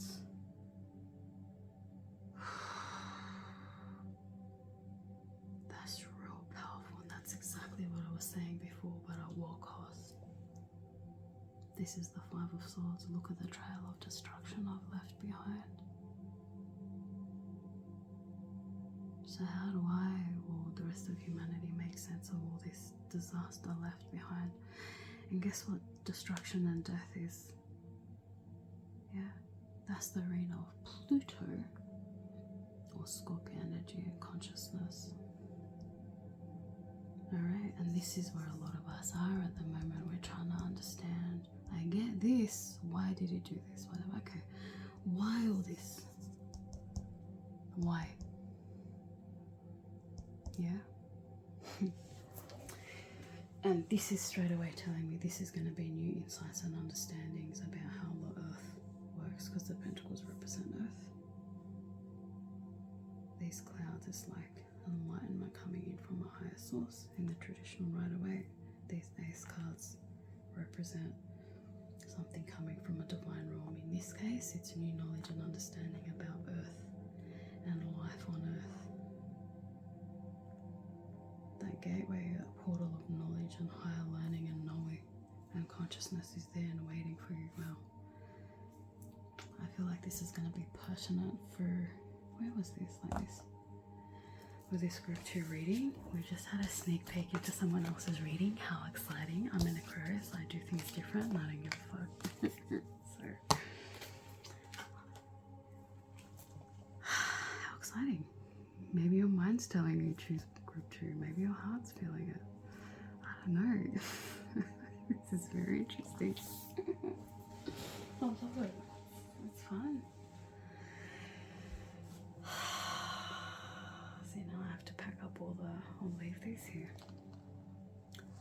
Maybe I'll do this with you, for those of you who are interested. If not, jump off, my loves. Sending you infinite, pure, divine love and ecstasy. But just to show you, because I'm going to do this till you're ready to sleep now, all the blue decks that I pulled, right? That's got the blue. Just to show you my visual artistry at play, how it works. 455, oh my god, an hour and 45 minutes. Is diabolical, as they say. What I'm going to do, I'm going to pretend like the camera's off and just naturally do, I don't know, what I might feel called to. Blue. Gallipoli. I just heard. Interesting. Another blue deck. Animal. Let's get a quick animal spirit one for you. Doing something very different. Jaguar. Ooh. That is very interesting, and it's saying release, and the 9 is like, this is the last point before the final release. This is giving me strong, like, the energy we're currently in now before we shift gears and release Pluto's energy from Capricorn into Aquarius. Wow, very interesting.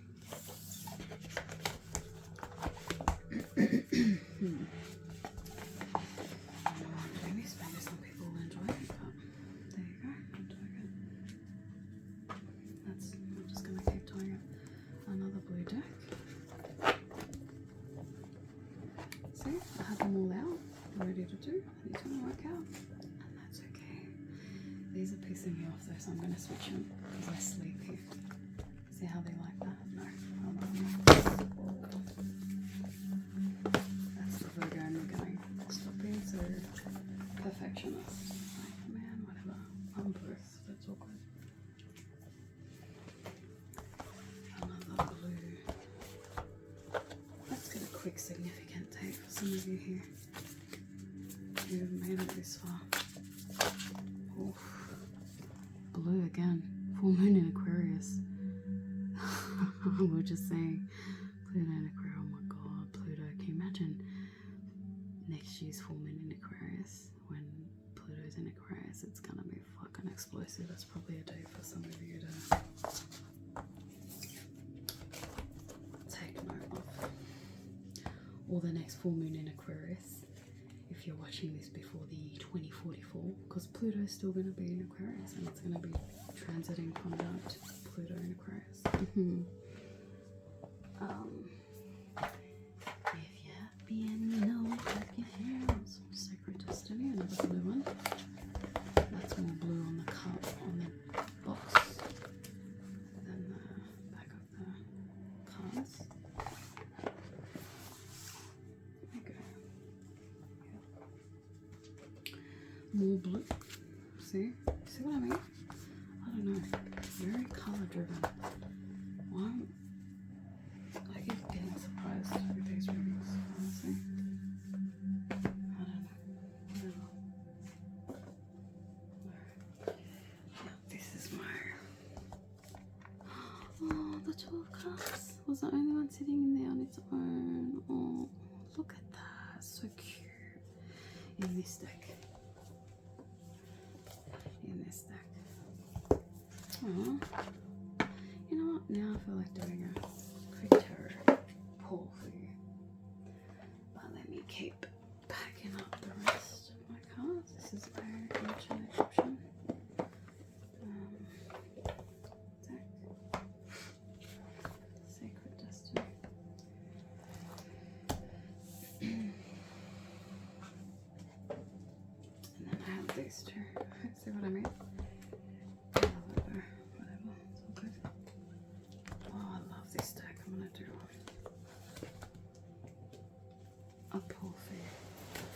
What do you need to? I guess this is general and collective. If you've made it this far, I just felt like pulling something at least. Ooh.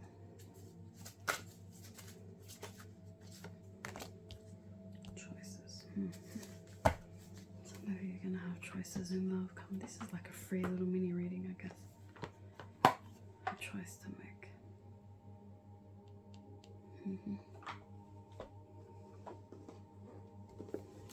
This is my soul, what I'm reading.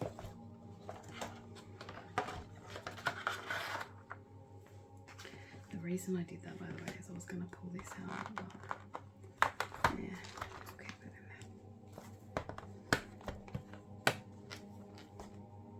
I'm still going to pull, I'm going to leave these and I'm going to pull from this shortly. Let me do this actually. I feel like that needs to be crowned here. Alright. Two beautiful incenses. And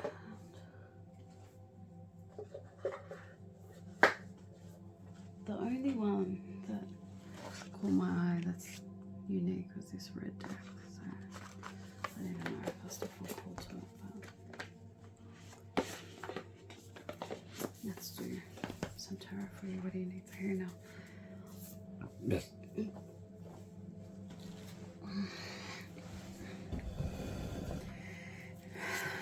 You guys are lucky, privileged people because you're getting, whoa, it's like some of you have set aside, see how it fell willingly?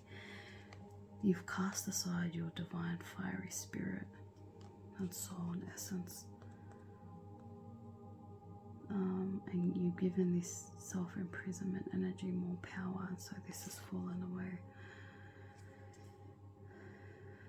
You know, and the Eight of Swords is about thinking that you're imprisoned, but you're not.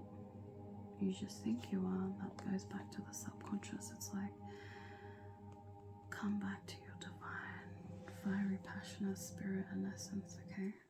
And that's probably going to help you make whatever choice you're going to be faced with soon. God, I can't wait to get to a place where, oh my God, my battery's about to die.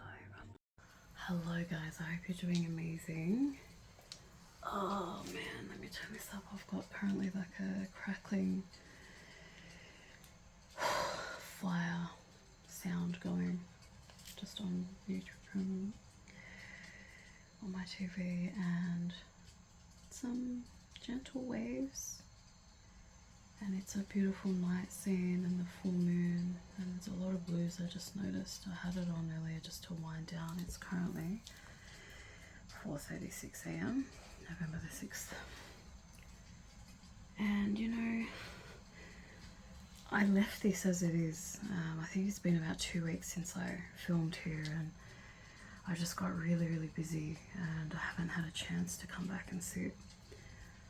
I kept putting, you know, put my decks out. Anyway, I cleared it. Listen, the energy I'm feeling with this whole reading, I swear to you, because I've just been really stressed out the last few days, and finally just kind of winding down, getting, you know, clean slate, fresh new beginning kind of, fresh new start kind of energies. There's been a lot of purging happening as well. I really just feel like even to this lamp, the colour that I felt drawn to today was, you know, the one I had in the previous recording was darker. That's what I was feeling at the time, like a darker blue. I also introduced some of my beautiful sliced blue agates, which I forgot I had. Your guides want to talk, guys. This one's going crazy. This is the one that I use to connect with your divine teams, your higher self, spirit guides, angels, ancestors, animal spirits. It's very active, like me, a fucking active volcano. So listen, what this is telling me straight away is there's a lot of life force energy in you guys, in us, in me. And I told you before, I really feel like there's definitely crossovers between what's happening in my personal life and some of you guys' energy. But there's also telling me there's a need to balance the fire with water, the fire, the action, the activity, the passion, right? With calm, gentle breeze, I heard, just relaxing energy of water. All right, there needs to be a balance with whatever wants to come through in the cards, guys. Yeah, so even when I was picking the color, I felt drawn to pick a lighter blue. So there's, again, it reminded me of very fresh, clean, new start. Beautiful, peaceful, serene energy. This is very internal, what this reading is. And you know what's funny is, because I have to move all this stuff, because I'm just moving stuff around at the moment. And I swear to you, I was almost just going to be like, forget it, just pack it all up. I won't disregard the previous videos, but I was going to do a whole new setup and start, you know, with a new background scene, and later on when I have time, I'm just in the middle of moving a lot of stuff around at the moment. I don't anticipate I'm going to have time for maybe a couple of weeks to get back into it, and now's the only time I have. But I was so tired and overwhelmed with whatever was going on. I was like, I don't know how I'm going to fit this in. Like, I have to be in a certain state. I have to be this. I have to be that. And that was the thing the last few days. Like, I wanted things to go a certain way, or I expected them in my mind. But fuck, it's like I need a massive fucking break. Life keeps throwing shit at me. And you in general, right? It's like, what the fuck, dude? Like, I'm trying to do this, and then this fucking thing comes out of nowhere, and I'm trying to do you know what I mean? Oh my god. So I don't know, I just was sitting here doing a little mini tarot reading for myself, actually. I think it was, or whatever, I don't know. I just had this spurt, this burst of fire, flame, energy, and I thought, fuck it, man. Because I was about to, honestly, I pulled all my decks off this table to pack them away. But I don't know, something just pulled me. I think I was clearing this to get it ready to take a photo, so I can remember what it was, so I can pick up where I left off. Like, the point is I was almost ready to give up on something so fucking beautiful and something that I love so much. There you go. And I was trying to get this right, and I'm like, I remember there was an 8 somewhere. Yeah, there. And that's what I wanted to show you guys this, by the way. That's why I put these crystals here. And I'm like, you guys are the lucky ones that are hearing this story, by the way. If you're someone who's just gonna click into one of the main readings and not this bonus one, then you're not gonna know what I'm saying. But and then I'm like, how am I gonna get the 8 to show plus the King of Wands? You can't see it probably. Here. Like, how am I gonna get the 8? Can you see? Let me just get up. Hang on a second, just to see. Oh, yeah. No, you can't. Look, that's what it looks like. You see that? Yeah. And I'm like, how am I going to get King of Wands, 8 of Swords, choices, and then the 8 underneath? And that's an 8, by the way, the choices. And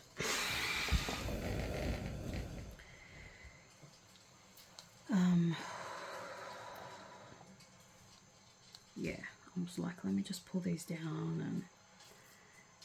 and get in the photo what I wanted to get and blah blah blah. And then my heart just pulled me right back to it. I'm like, you know what's funny? This is directly related to this. You know, and I'm like, I love this shit too much. I can't just destroy it and let it go, you know.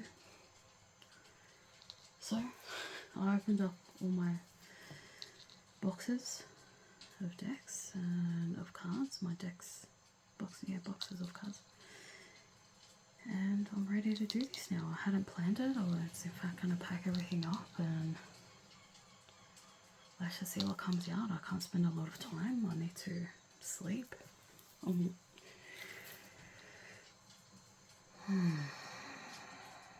interesting, guys. You know what, let me finish with your bonus reading and then I'll get into one of the groups officially and light this candle. But one thing I did want to show you guys is I forgot this was on after the last time I let it go, or ended the reading. And see that moth? It came. You couldn't help but be drawn to the flame. And it came. And it fulfilled its life purpose and it died. You know? Chasing the flame. Okay, that's important because it's, yeah. Alright? That's the message in here is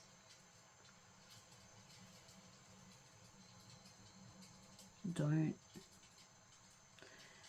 act with your own inner fire and passion in a way where you're going to get burnt. Alright? And that's the ultimate sort of consequence or end result.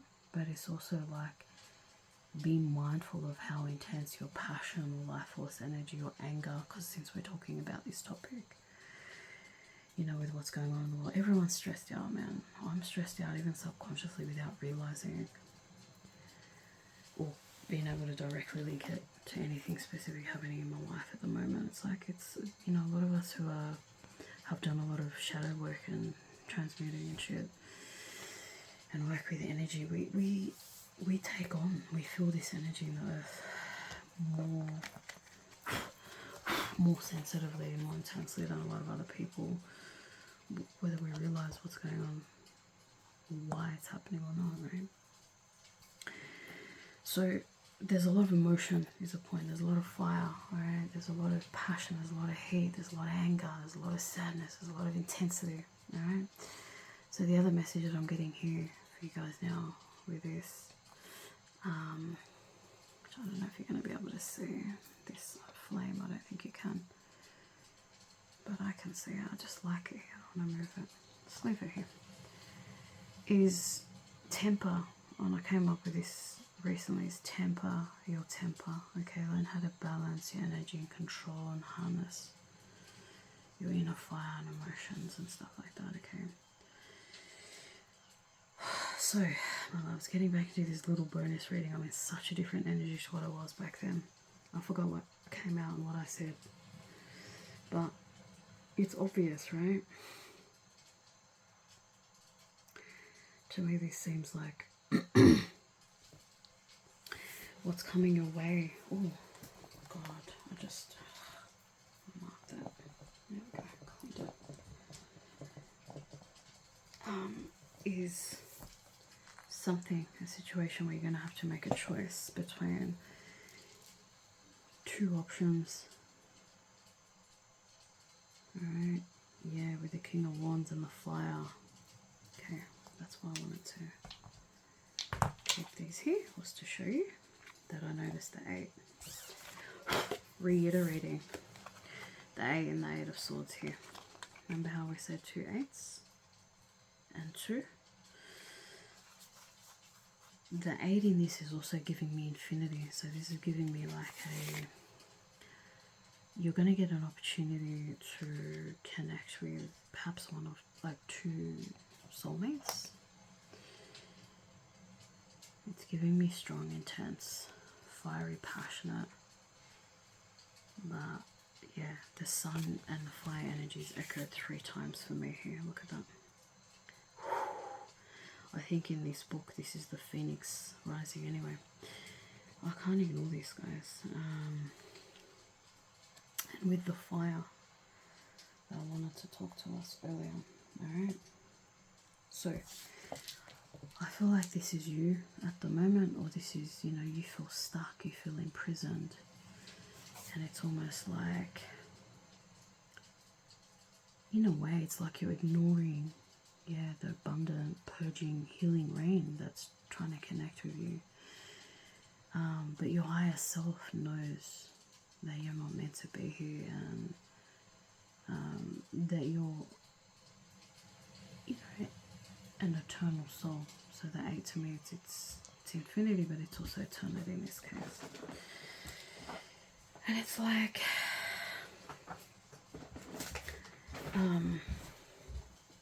this is your current energy, for whatever reason, whatever's gotten you to this point. And the lion, again, sorry, I'm just trying to adjust, echoing, confirming this message here with the 3 strong, intense, fiery, passionate energies. Alright?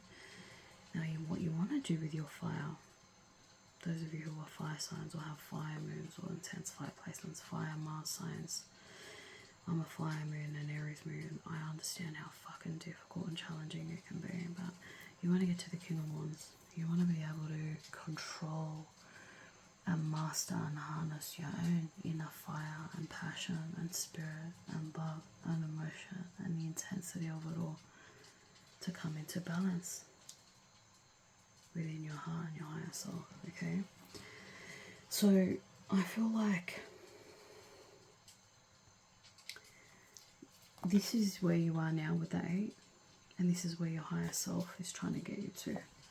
I just got this message now with both of the 8s, and I just felt it strongly. This is the you that's emerging, that's coming out, which is also the sun. It's almost like a fusion of the sun energy, which is about your inner spirit and soul and passion and joy and happiness, your true self, right? Bursting out, shining, blooming, radiant as fuck for the whole world to see, grounded in your energy, unapologetic, connected with your higher self. And this energy is going to help you come into union with a divine counterpart, or, you know, strengthen, enhance a relationship that you're already in, with the crown of this whole scenario and storyline being the free. Look at that again.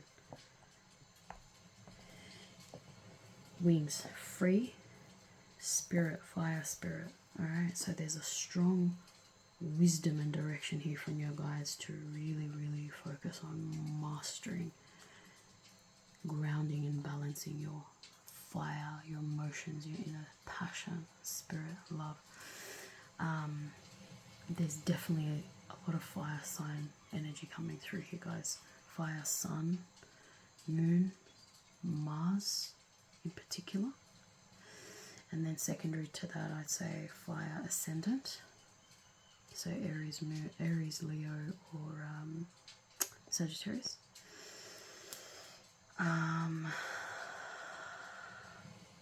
Also Venus, I guess. But the first 3. So if you've got a Venus Aries, a Venus Leo, a Venus Sagittarius, you can be a bit, you know, with matters of the heart, too fiery, too loose with your fire energy, too loose with your love, perhaps, that you give to others, your sexual energy, your energy, period, right? Is nothing wrong with it, with your placement at all. We all have placements specifically orchestrated by our higher souls, our higher teams, for a reason. There's nothing wrong with any of them. Some of them may be very challenging, but there's a reason for that. Consult with your higher self, ground your energy. In this way, you're going to be able to bring more balance and harmony into your life, and therefore alignment. And when you're in alignment, you're able to more directly, quickly and easily access your higher self, your higher consciousness, the primordial divine spirit and essence of all knowing, of all of creation, of all intelligence. All right? And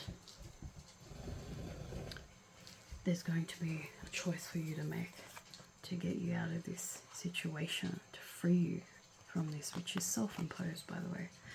But it's going to help For you, it's going to feel like massive freedom, heart, soul, spirit, root chakra, sacral chakra, solar plexus, crown. This is all of them, but strong emphasis on fire and passion. This is giving me also summer vibes, so this may be happening in summer for a lot of you guys. About two people or about a relationship with one person.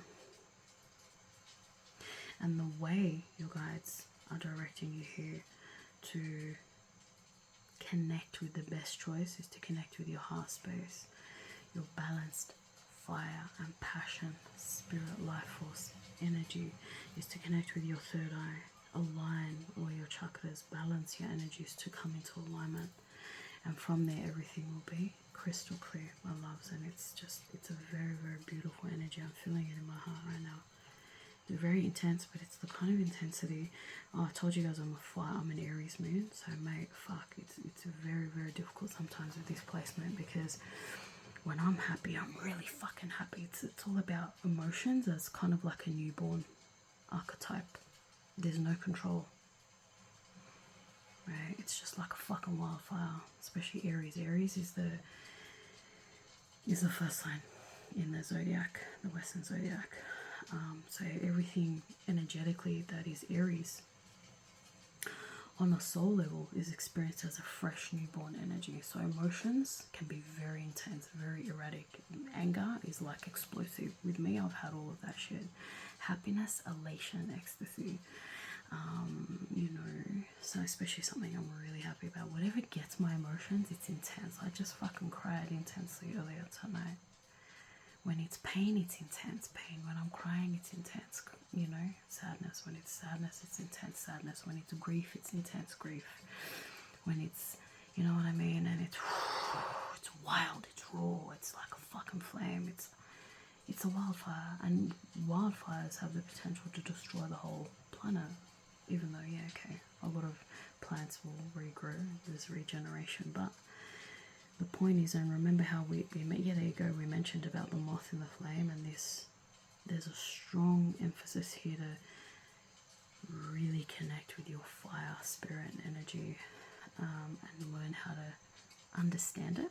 So allow yourself to experience the emotions as they want to come through. Oh, even they're holding, oh, they're coffee cups. I thought it was the little flames. There you go. Oh.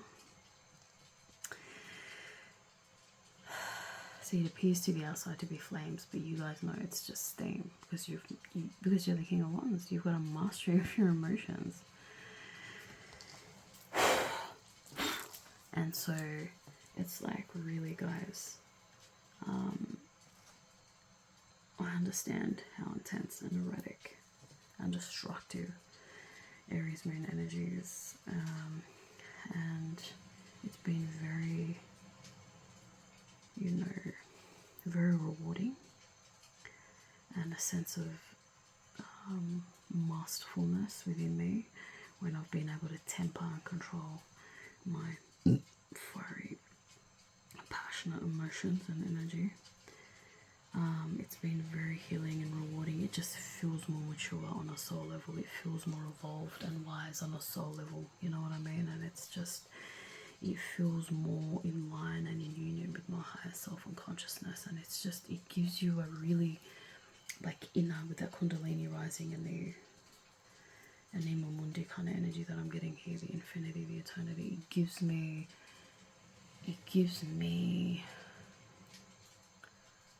a sense of internal, like, power on a divine, ecstatic consciousness level, and it's inexplainable, or it's unexplainable. You have to kind of experience it yourself. I feel like this message is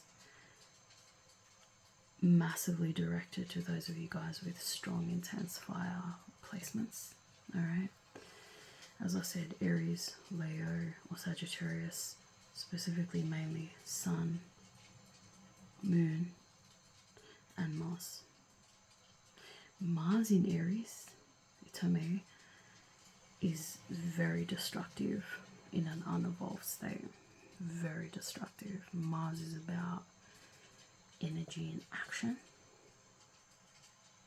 Alright, and impulses. and it rules war over all things like war and violence and fights and shit like that. And Aries is that newborn, fresh, untamed energy. So it's potentially very destructive, and I swear to you, I say to people sometimes I do shit. I try to limit my exposure to stress as much as possible, or whatever. Don't go here, don't go there, don't whatever. For everyone's fucking safety, for my own safety primarily, because I know how destructive this energy is within me, alright? You need an outlet, you need a balance with all this blue here, guys, and that's exactly what this is. Whole reading's about. I forgot that we're talking about, you know, how can we help the world. This is a lot of intensity. There you go. That's why I'm focusing on the fire. You gotta find a way to temper the energy and balance it. Otherwise, it can be very destructive. And I've been saying this on my other TikTok channel. Is pay attention to any anger or whatever that's being triggered within you.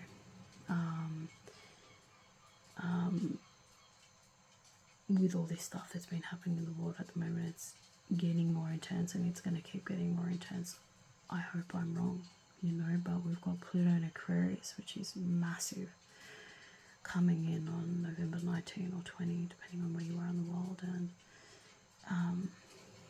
you know, it's a lot of destruction. So Pluto's all about destruction and literal and metaphoric death.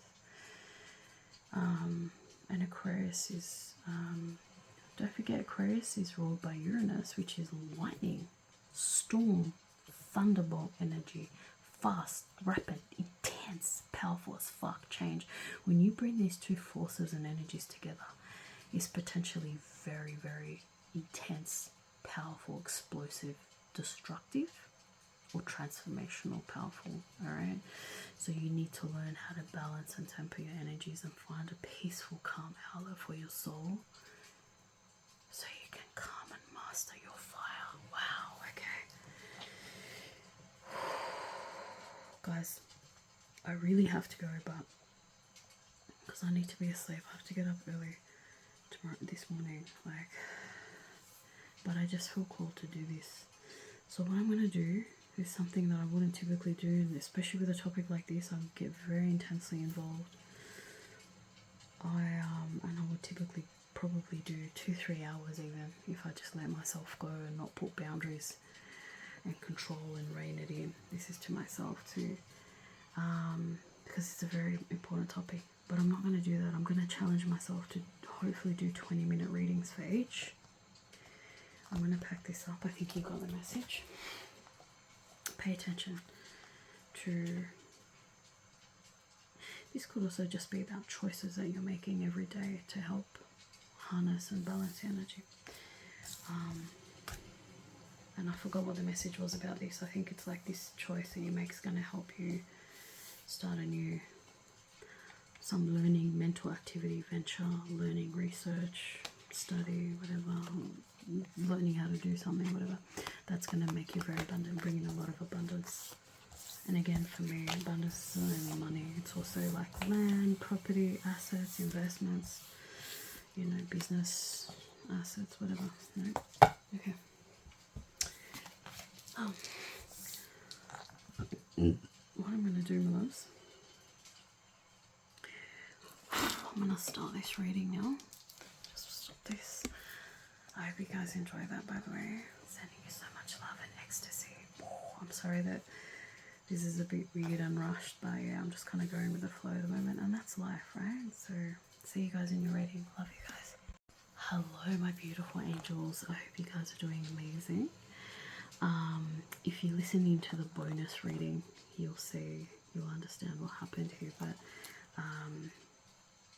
I can't remember, and I don't have time to check right now whether I introduced these 3 groups. I definitely introduced the topic.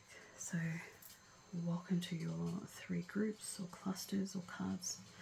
One thing I really don't want to do is call these groups piles. I don't like that word when it comes to this. I think it's unoriginal and it reminds me of a pile of shit. So guys, group number 1 is the Kyanite Fuchsite.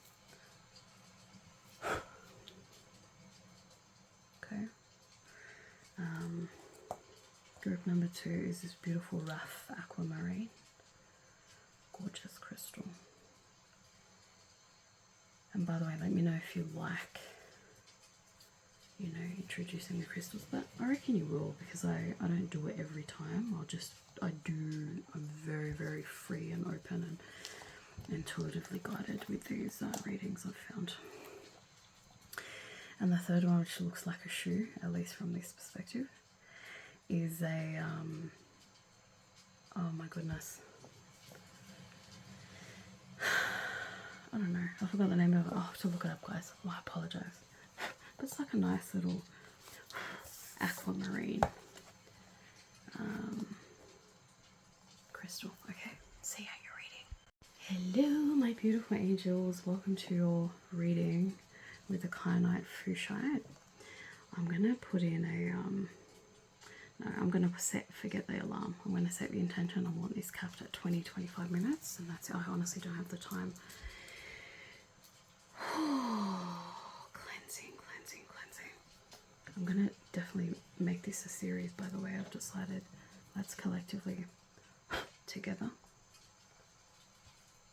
light your candle. Something I love doing. You're the lucky ones that I got to light it with for the whole reading. And guys, again, I'm feeling more called to go with this one. Alright, let's do it. Which I lit it up at the start of this reading, which I recorded 2 weeks ago, by the way.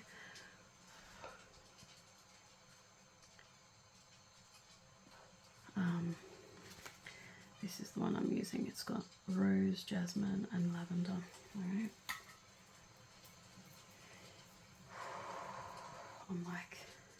I've got a lot going on. I have to get up in a few hours. I mentioned that in the bonus reading, so I don't have a lot of time. I wish I could, but once I have more time and finish what I've got going on at the moment, I'd definitely love to, from the depths of my heart and soul, get stuck into it and do another, like a part 2 of this, you know, topic, which I think is going to be recurring for however long I'm meant to be doing these readings. Honestly, a few years, or I don't know, a few months. Who knows? I'm very going with the flow, okay? So, yeah. And this is just to show you that sometimes you have to adjust to different circumstances in life, you know? Let's do it. And I'm also testing myself to see, like, do I have to necessarily be in the same state or prepare in the same way, you know, in order to get a successful reading? Or is it enough to just connect with my heart, obviously ground my energy, anchor my energy up into the light, you know, and all that stuff, surround myself with love and light and protection and all that stuff, and not spend too much time on it. Let's do a deep breath together.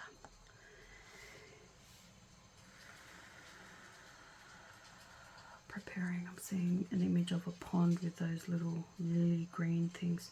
Let's go again. And one more, just relax your body, close your eyes. Shake off any loose stiffness within your body, just sit and relax. One more.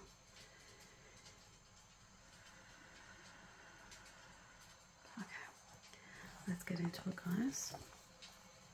Yeah, this is exactly what just came through in the bonus reading that I haphazardly did.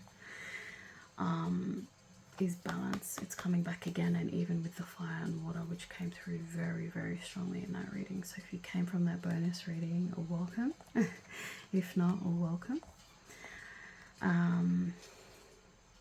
You can even look up the properties of Kyanite Fuchsite if you like. I forget what Fuchsite's about, but Kyanite's one where you don't really need to cleanse. It's self-cleansing, so just calm. If you can introduce something into your life that's going to be like eternally, permanently peaceful, source of peace within you, like Kyanite. It doesn't need much attention. It's there all the time. Figure it out, do it. It could be background meditation music, it could be incense, could be fire, it could be hugging a tree, it could be closing your eyes for 5 minutes a day or whatever and thinking about the beach or a happy place or a happy memory or whatever instantly brings you into peace and alignment. The other thing is gratitude. Very good instant mood elevator, energy, you know, raiser of energetic frequency, okay? Something like that. It could be tangible, physical, could be internal, but mostly I'm getting internal. Something you can turn to and rely on any time to be able to raise up your energetic frequency and put you in a state of calm and peace, okay? The moon twice. There's a strong emphasis here on the need to balance your energies, because there's a lot of intense energy going on at the moment, my loves, in the world. I feel called to direct you to this group, to direct you to check out the bonus reading that I did, because you'll get all the information you need from here, especially since I don't have a lot of time at the moment, and you'll very much benefit from that reading for this message here, and the intensity of the emotions with the moon. The moon governs our emotions astrologically.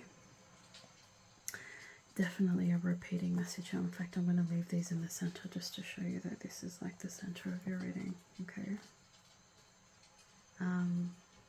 There's also very strong importance to learn how to balance your energies.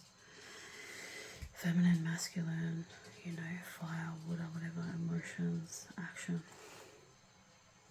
Because what the energy in the water at the moment is bringing is a lot of intense subconscious shadows, traumas, pains, stuff from past lives, stuff from our ancestors, right? Perhaps even stuff from outside of this planet that you've experienced. This is for very more highly evolved kind of advanced souls. When I say that, I mean souls who've reincarnated on this planet many fucking times, and they're like almost towards the end of graduating and leaving this planet. I just did a little Sag symbol there. It felt like, you know, oh, welcome to my Sagittarians. I know a lot of you guys love these topics. Could even be stuff from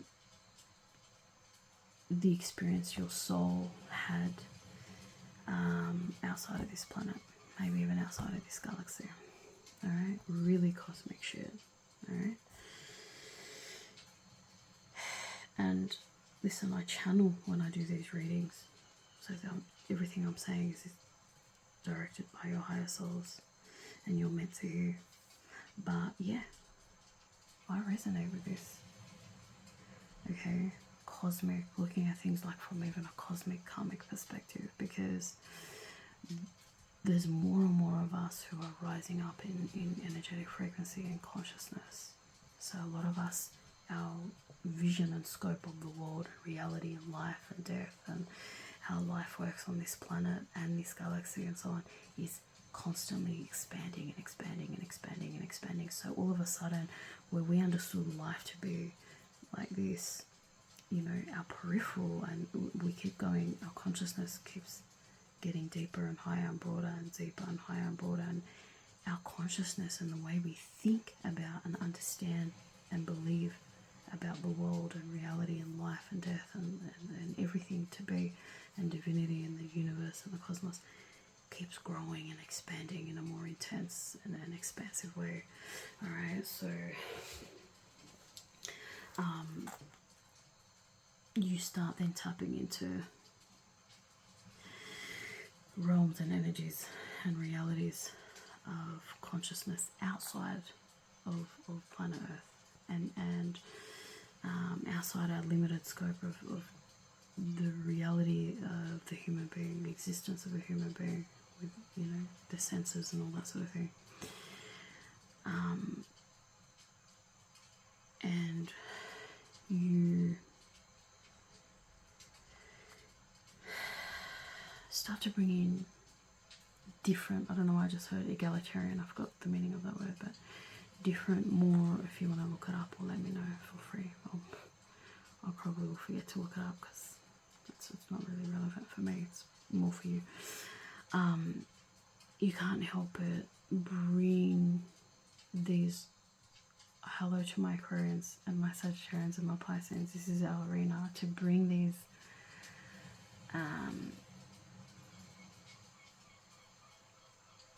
wider realms of perspective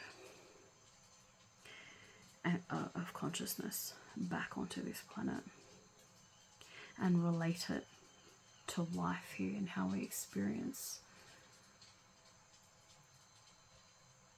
divinity, how we experience whatever you want to call it, that string, that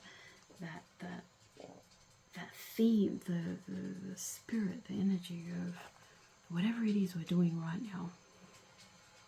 Is it life? This is a very philosophical pile. Beautiful. Remember with the Sag. And there's an arrow in front of me, actually funny, on a box. What is it that we're doing right now? This is getting very existential and philosophical. Alright? What are we doing? We're breathing. We're living. We're existing. What is life? Okay.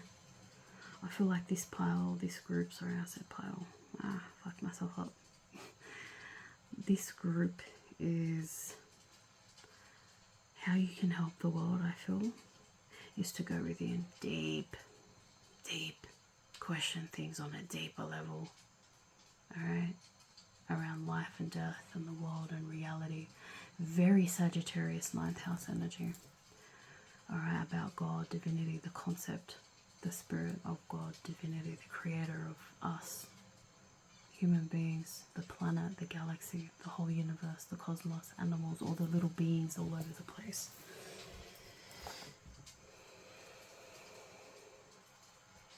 It's the need. I feel you already know this. I feel like a lot of you already know, and you're already either on that quest or just if you hearing me now and hearing this message, it feels right for you to go deeper on an inner level, especially. Ask yourself these questions, okay? So yeah, 5:15. Was that 5? Oh, no, anyway, I really got to power through this because a lot of us are going on a deeper dive into our subconscious, and it's great here. I've got my sun in the 12th house, so I'm home in the subconscious. It's very intense at times, very, very intense, but we have to go through it at some point in our soul's evolution. Let me get you guys some cards.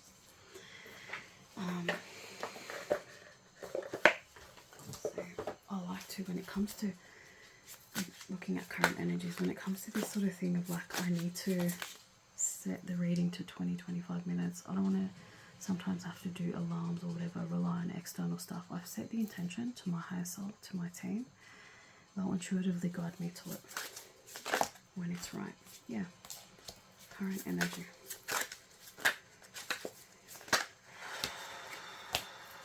Yeah, that came to wow. It's a lot of you are feeling burdened, like it's too much, you're doing a lot alone, or you're taking on that energy of what the collective is feeling. Alright, and there's a need for a fresh new beginning with a Page of Wands. A fresh new beginning and expansion in love, in your heart. Not love, romantic, love, period. Love. Because love isn't just fucking loving a man or loving a woman. It's loving a child. It's loving animals. It's loving nature. It's loving the beast. Or the nature of, I don't know why I just heard that, the beast or the nature of the beast. Yeah. It's loving the darkness. It's loving the beast. It's loving the intensity. The sadness, the grief, the burden, the overwhelm, the burnout, the anger. Why? Loving it from a higher level perspective. From your higher self's perspective. One that knows and understands and is merged and unified with and embodying the energy of higher divine wisdom and consciousness that knows that yes, all these energies and emotions that I mentioned, anger, overwhelm and all that, they're lower vibrational, so they're not meant to be a part of us. They serve a purpose. We're meant to allow them to permeate and live and breathe and flow through us in the way they're meant to, while simultaneously engaging our higher consciousness. And these emotions, by the way, that we're purging, that's the underworld, our subconscious, and our higher consciousness, which is, by the way, exactly, it's balance, it's pure balance and alignment. There's a sweet spot in the middle of balancing and aligning your energy where pure consciousness lives. Whatever you want to, the fuck you want to call it, God, divinity, cosmos, but that's your own quest. I feel like a lot of you who are here have a knowing about this, or already know this, already have made that connection, or you're just passing through here and be like, okay, that's an interesting theory, I'm gonna hit stop and check out another reading or whatever. That's cool too. But this is where it lives, in that middle sweet spot. And so when you're allowing your emotions to come out and to be purged, to be felt and purged within you consciously, you're consciously aware of the fact that there's a bit of wisdom and a lesson in these emotions: burden, sadness, grief, whatever, overwhelm, burnout, all the stuff I mentioned earlier. I'm looking for it as I'm feeling it. I'm looking for it as I'm crying. I'm looking for it consciously as I'm purging, as I'm yelling, as I'm angry, as I'm feeling hopeless and overwhelmed and burdened and stressed. This is exactly the energy I was in earlier. Yeah, fucking 41 years old. Here we go again, all alone. No one, like, intimate partner-wise, to help me, support me, physically, mentally, emotionally, whatever. It's really difficult, and it's been like that with me for years and years. So this is very much me. I understand this energy very well, alright? But you're trying to consciously at the same time understand, why is this happening? Why am I feeling this way? Because I know there's a bit of wisdom at the end. See that? There's a freedom. There's emotional expansion in amongst this pain and suffering and darkness that I'm feeling, and lower vibrational emotions. Right? There's a lesson, and there's wisdom, and there's growth, and there's healing, and there's transformation, and there's ascension, and there's deeper, higher, more expanded love, and there's consciousness, and there's ecstasy inside the heart of this fear, inside the heart of this anger, inside the heart of this sadness, inside the heart of this hopelessness, inside the heart of this anxiety, this depression, this rage, this vengefulness, this hate. I gotta keep going deeper into the emotion and allowing the energy of the emotion to fuck with me on a deeper level until I hit that fucking sweet spot inside the realm of this dark emotion, where I find the freedom, the wisdom, the knowing, the intelligence, the love, the deeper, higher, more expansive love that taps more into the heart of unconditional love, which permeates all, alright, which is freeing, which is peace, which is divinity and consciousness itself.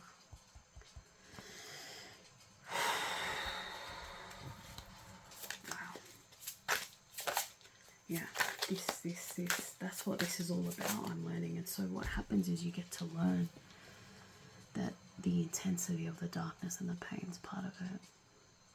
You get to a point where you no longer resist, you just flow and allow yourself to flow, and you surrender to the flow of the intensity and the darkness and the pain, until you get to a point where you hit the wisdom and the lesson and the ecstasy and the consciousness and the healing and the growth, okay? And the more you shine a conscious light, meaning the more you are consciously observing the emotion as it's passing through you, to try and get to the wisdom and the deeper point of wisdom and learning and growth and knowing and cognizance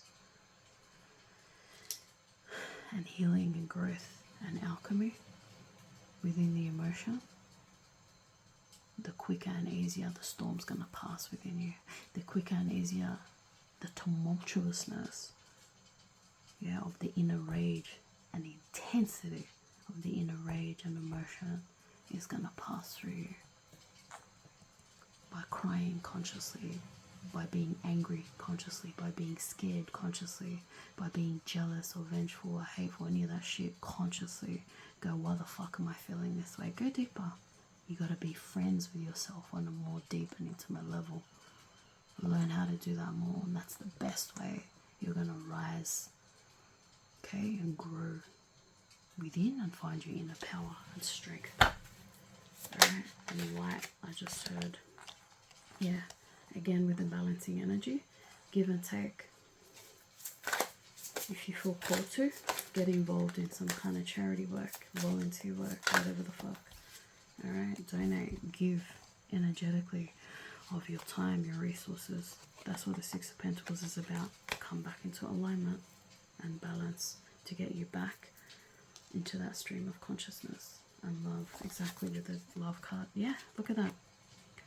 There's deep, intense love here, deep, intense emotional expansion that wants to come through for you guys.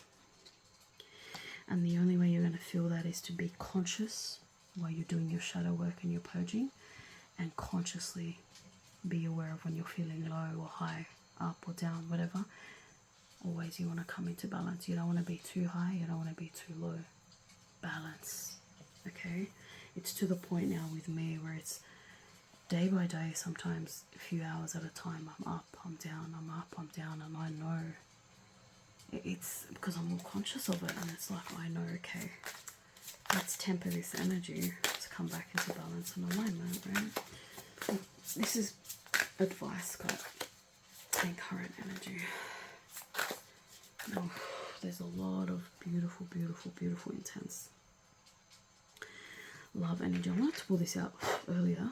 This, I have to keep it on hand because I use it a lot in my readings. But I thought, nah, it's not really a heart reading, but there you go.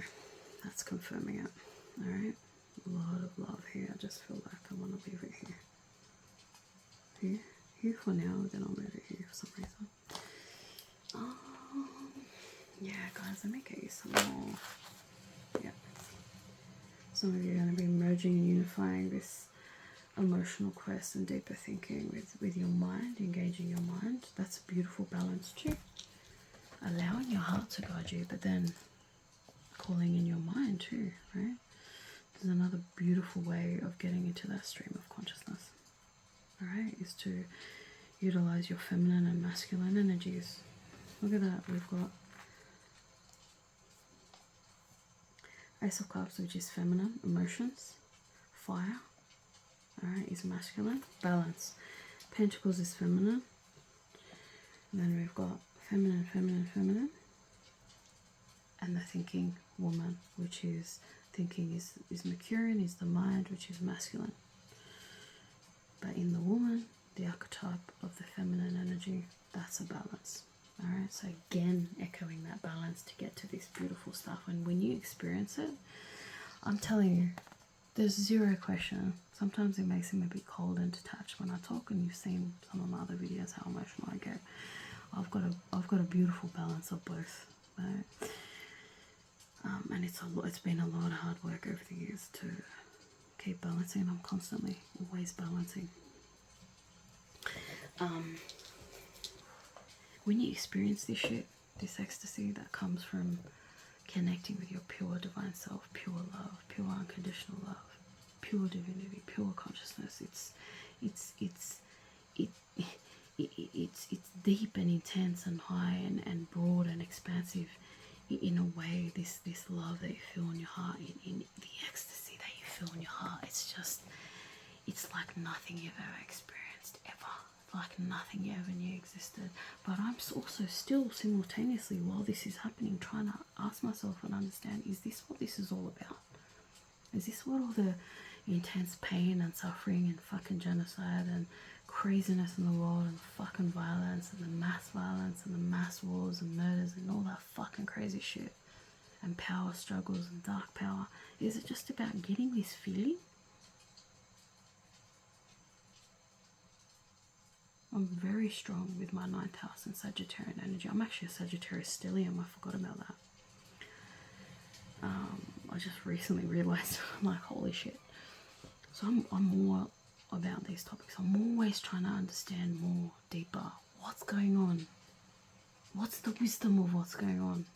What's the cosmic divine wisdom with everything that's going on at the moment? Not just go, I feel hopeless and powerless and my beliefs can't make sense of this, or don't answer for this, or don't have an answer for this, or don't account for it. So I want to be stuck in point zero, in point blank, in point nothingness. It's actually, funnily enough, ironically, kind of where you want to be to get all the answers, in point blank and neutral. That's that perfect meditative, you know, pure consciousness state. But you know, if you know, you know, and you will know. I feel like a lot of you, if not all of you, will know at some point. But it's like,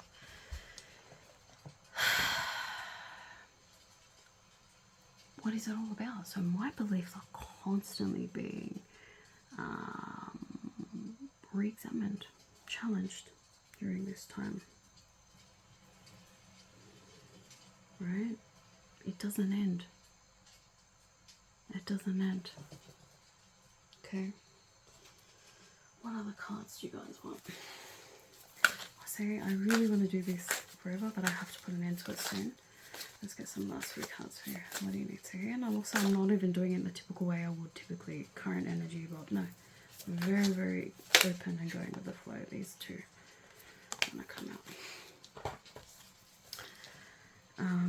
If you came from the bonus reading, Page of Swords was there too. In addition, we had the King of Pentacles, so similar energies there, especially with the balance. But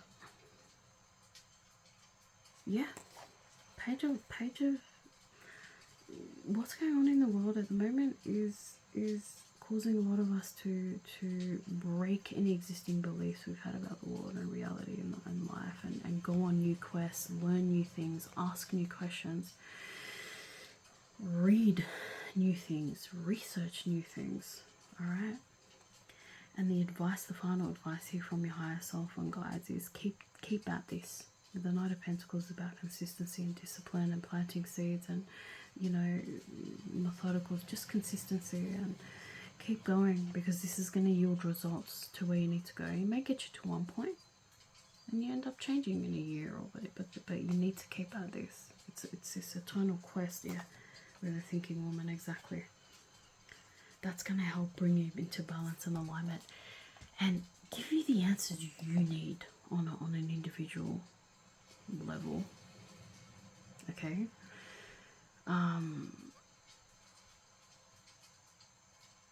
To get, you know, download whatever wisdom from your higher self and consciousness that you need in this specific lifetime, at this point in time of the eternal timeline. See what speaks to your heart very strongly and boldly. I said this in a recent video on my Divine Ecstasy Goddess TikTok page. With all that's going on in the world at the moment, follow your heart, because we're all on different journeys. Some of us are going to feel called to go on the pickup line. Some of us are going to feel called to go within. Some of us are going to feel called to go into our inner world, take care of our families, nurture our families and ourselves. You know, give money, give to charity, start a charity, look at government reform on a lower level, on a higher level. We're all at different stages in our soul's journeys, guys. We don't all have to be marching to the beat of the same drum, and that message came through very strongly in those videos, because that's exactly what Aquarius is. It's about finding your own unique power with Pluto in Aquarius, coming soon for the next 20 years. Pluto's about power. Aquarius about humanity and planet Earth and the highest good of all, and, you know, revolution and change, and being different, unique. All right. So find your own inner calling. Follow, find whatever speaks to your heart the most beautifully. The most beautifully. When it comes to whatever it is you're questioning about the world at the moment, whatever's going on, whatever's piqued your interest, whatever's piqued your curiosity, whatever emotions are coming up, find a balance, find what speaks to your heart. Some of you may feel called to merge all of this, the intensity of these emotions and these pains and shit that are being triggered within you into something creative, into something tactile. Like, I want to go build a home for X, Y, or Z, or buy land and dedicate it to this person or this group of people, or, you know, set these people up, building with infrastructure. That's more masculine energy, whatever. Some of you may feel called to go in and do some spiritual work, some energy work. I don't know. It's different for everyone, right? That's what I'm saying. Don't just be stuck in the hopelessness. Don't be stuck in the powerlessness. Don't be stuck in the defeat and go, hey, my beliefs have been shattered. My beliefs about the world. Guess what? 8 billion other people in your shoes. You think not everyone else is questioning their beliefs, how they understood the world? We all are. And we're probably going to keep finding new realities and truths, alright, and beliefs or systems or whatever the fuck, explanations, theories, this, that, whatever, that speak to us. And that we may hold that reality or that belief for like 2 years, 3 years, and move on to the next one. Maybe we'll hold it for our whole lives. Maybe for like a month. Maybe for 20 years. Alright? The point is energy is not meant to be stagnant and stuck. Look at all the variety that's going on in our world, in our reality, in our observable reality and world. Not to mention all the changes that are constantly happening, all the constant movement in the universe, in the cosmos. This represents variant, changing energy. It doesn't represent stagnancy. Things aren't meant to be the same. It's okay. Alright? If your beliefs have been shattered, if you feel like God has deceived you, God has betrayed you, the universe has betrayed, whatever the fuck, you're meant to go through this lesson. You're meant to go through this hopelessness. You're meant to go through this inner quest. You're meant to go on this new path. Okay? Your heart is your best guide, my loves. Alright? Your heart, our hearts, what feels right,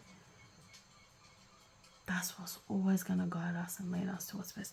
As evidenced by this reading. I'm so fucking glad I did this reading now. I wasn't going to.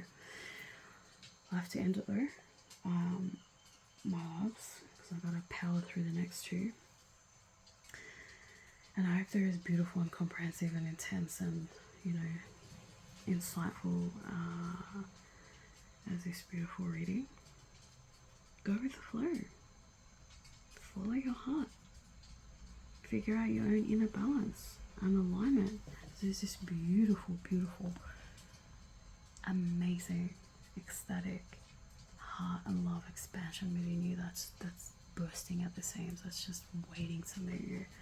And from there, I don't know, see where it takes you. You know, this is the energy I've been in lately. A lot of intense pain and darkness and energy clearing, and a lot of intense heart expansion. It's extremes, and I'm still constantly asking myself, is this the constant, the constant traversing between the extremes and to come back into alignment? Are we shifting into a new reality collectively, or some of us, or whatever? Where I'm talking the design, the actual design, whoever designed and coded the reality of the human life, is that going to stay the same? Look at that. Or is that going to change?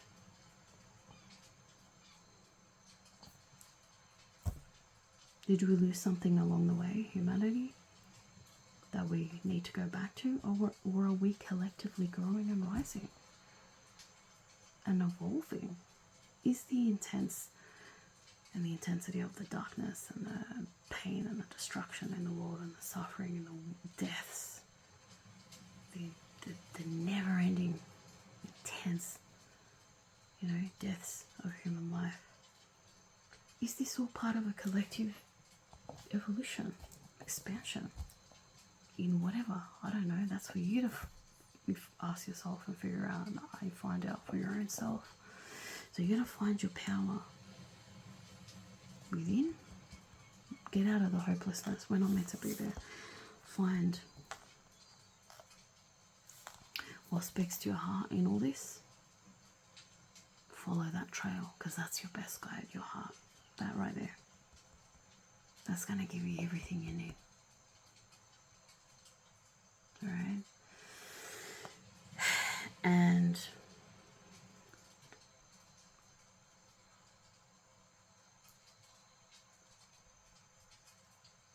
when you're operating at full loving, self-loving capacity within your own individual self and existence, you're able to be the best tool and asset, or you're able to get into the energy of being the best tool and asset you can be for the collective, for humanity, for this planet, for animals, for nature, for plants, for this galaxy, for this universe. Take care of yourself first. Tend to your own garden and your heart first. Don't just loosely scatter all the sadness and the grief and the hopelessness that's coming up. That's not going to help anyone. It's just going to keep us in low vibrational energy. And that's kind of like the dark powers that be want us to be in low vibrational energy in whatever form it manifests. Fear, anger, hate, fighting, violence, vengefulness, blah blah blah. Alright? So if you're ever feeling like that, especially for a prolonged period, you want to ask yourself, why? What's my heart telling me is the right thing to do? Is the right path to walk down, to pursue, to tread, right?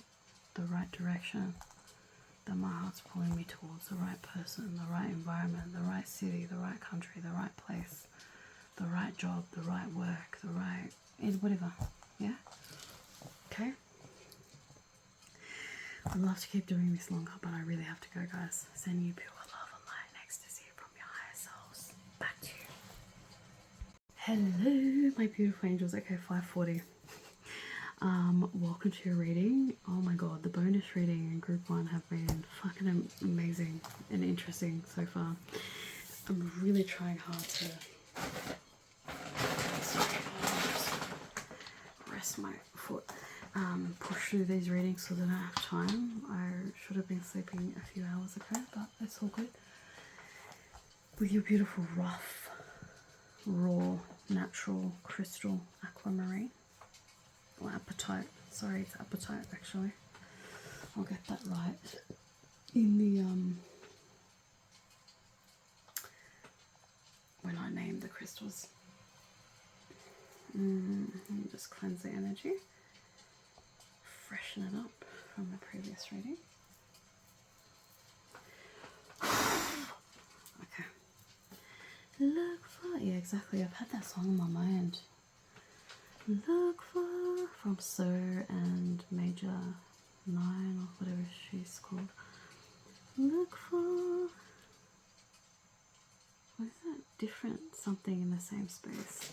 For different, gosh, I don't know if I'm going to have to play it because of copyright. But look, you're looking for something different, but you're not moving. There you go. You're looking for something new and different, but you're not moving. That's why that came through right now. So you need to be moving something, energy. Let's have a look. Back and forth. Back and forth. It seems like you're moving, but you're not. You're still. Gotta love how this particular reading's playing out. This whole reading. Look for a different something in the same space. I wish I could sing louder. It's late. Follow your intuition, guys. If you're feeling stuck, if you're feeling like you're not moving, if you're feeling stagnant, follow. This is exactly what group 1 was about. Follow your heart. Let's see what wants to come out, guys. What wants to come out? Let's use this deck again. Oh, look at that. That's fucking insane. See how that jumped out? Exact same. An 8, 5 and 3 and 8. You know what I'm getting here? This is mirror energies with perhaps a soulmate or a twin flame, which are really relevant for this time in humanity's history, because, you know, these souls have the potential and the power to hold a very, very deep, intense, high amount and volume of love and shit like that, and energy, which is what this planet needs. So you're mirroring each other, for those of you that resonate with this. Your indecision, they're feeling it and they're echoing, they're mirroring that exactly with the mirror here, the reflection. There's a mirroring energy going on here, guys. So when you're back and forth and not moving, this person's feeling it as indecision. You guys need to make a decision exactly. Because I was just thinking, I need to put a stone here that where this can stay in the middle. And I just spoke about the heart, and that's perfect. Follow your heart. Now watch. Perfect. Ish. Perfect enough. Hang on. Get this right. Alright, well, you get it. You get the gist. There you go. You gotta move. Remember?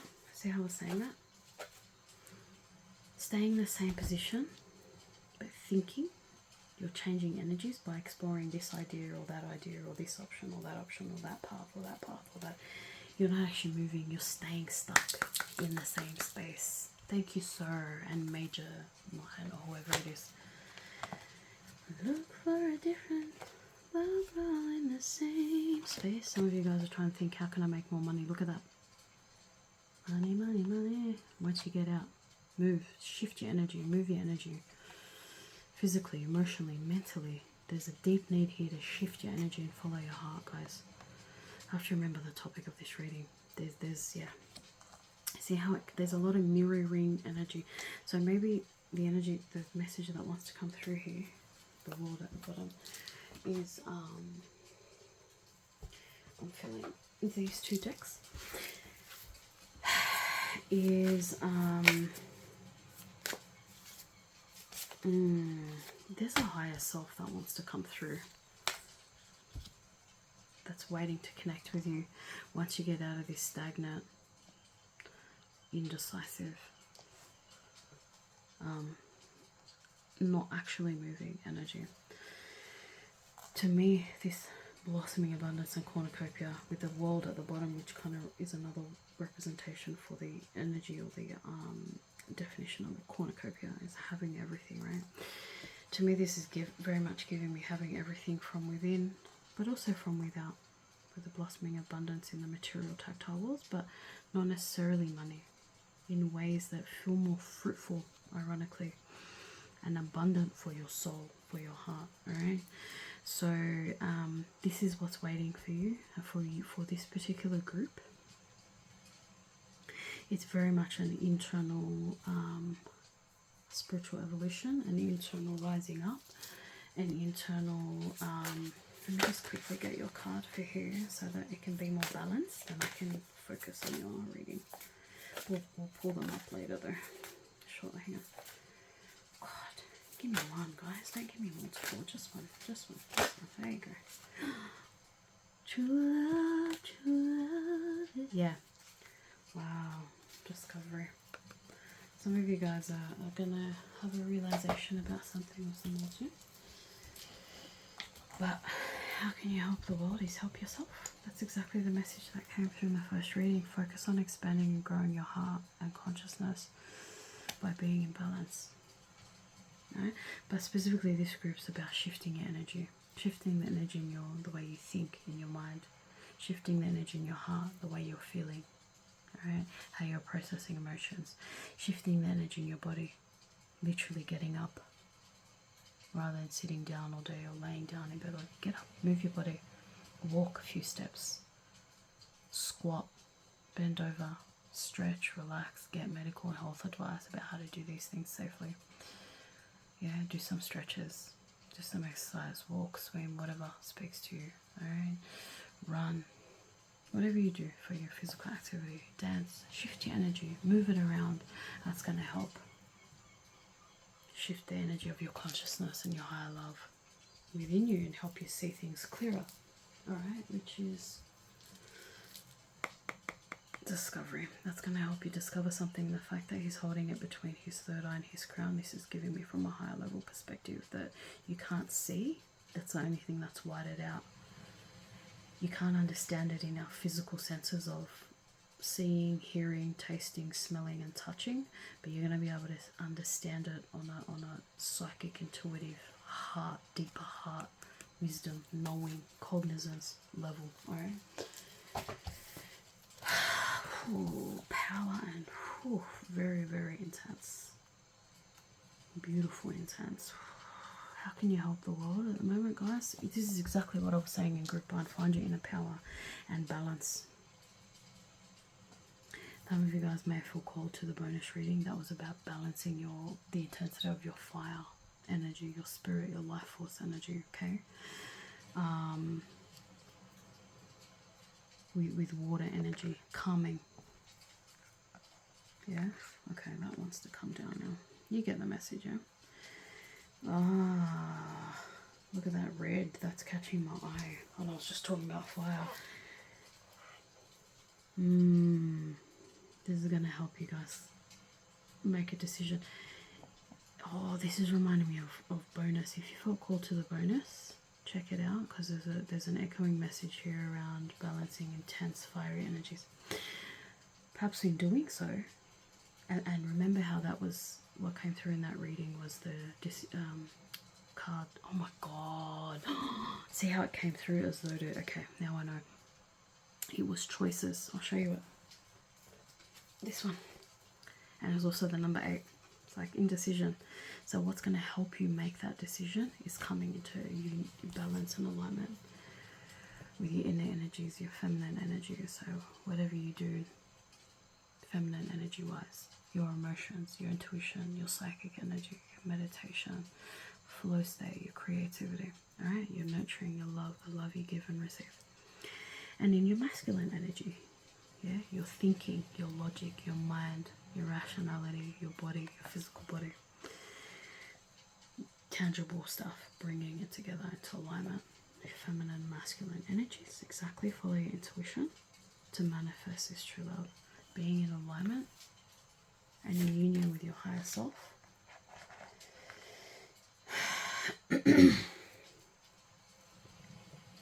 is going to help you.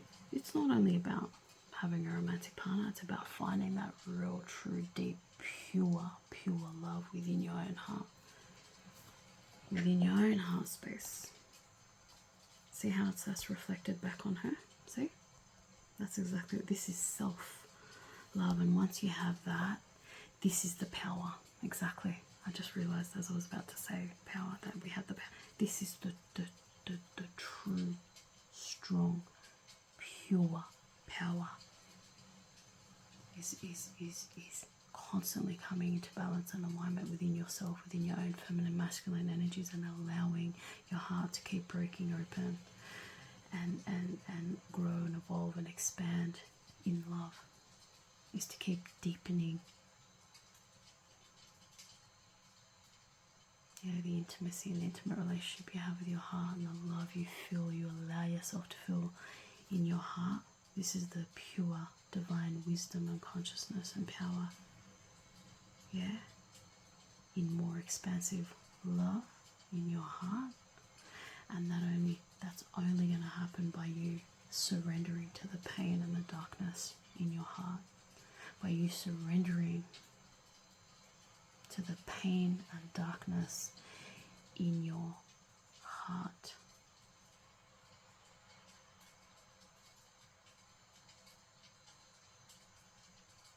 By you surrendering to the pain you're feeling in your heart right now. Pain that's coming from anger, from vengefulness, from grief, from hopelessness, from guilt, from apathy.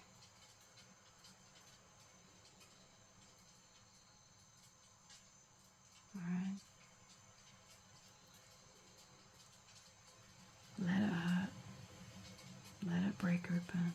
Let it flow. Feel the intensity of the pain. That's one way you can shift out of this indecisive energy in your heart space. And that's going to cause this chain reaction. Remember how I was doing this earlier? I think it was this group.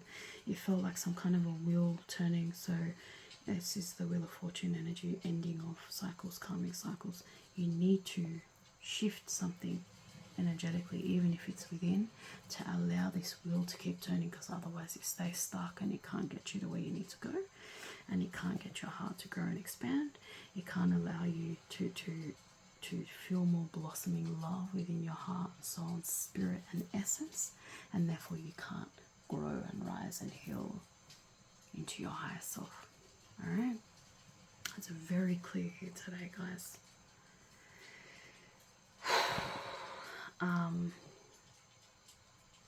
Yeah, allow your heart to keep breaking open.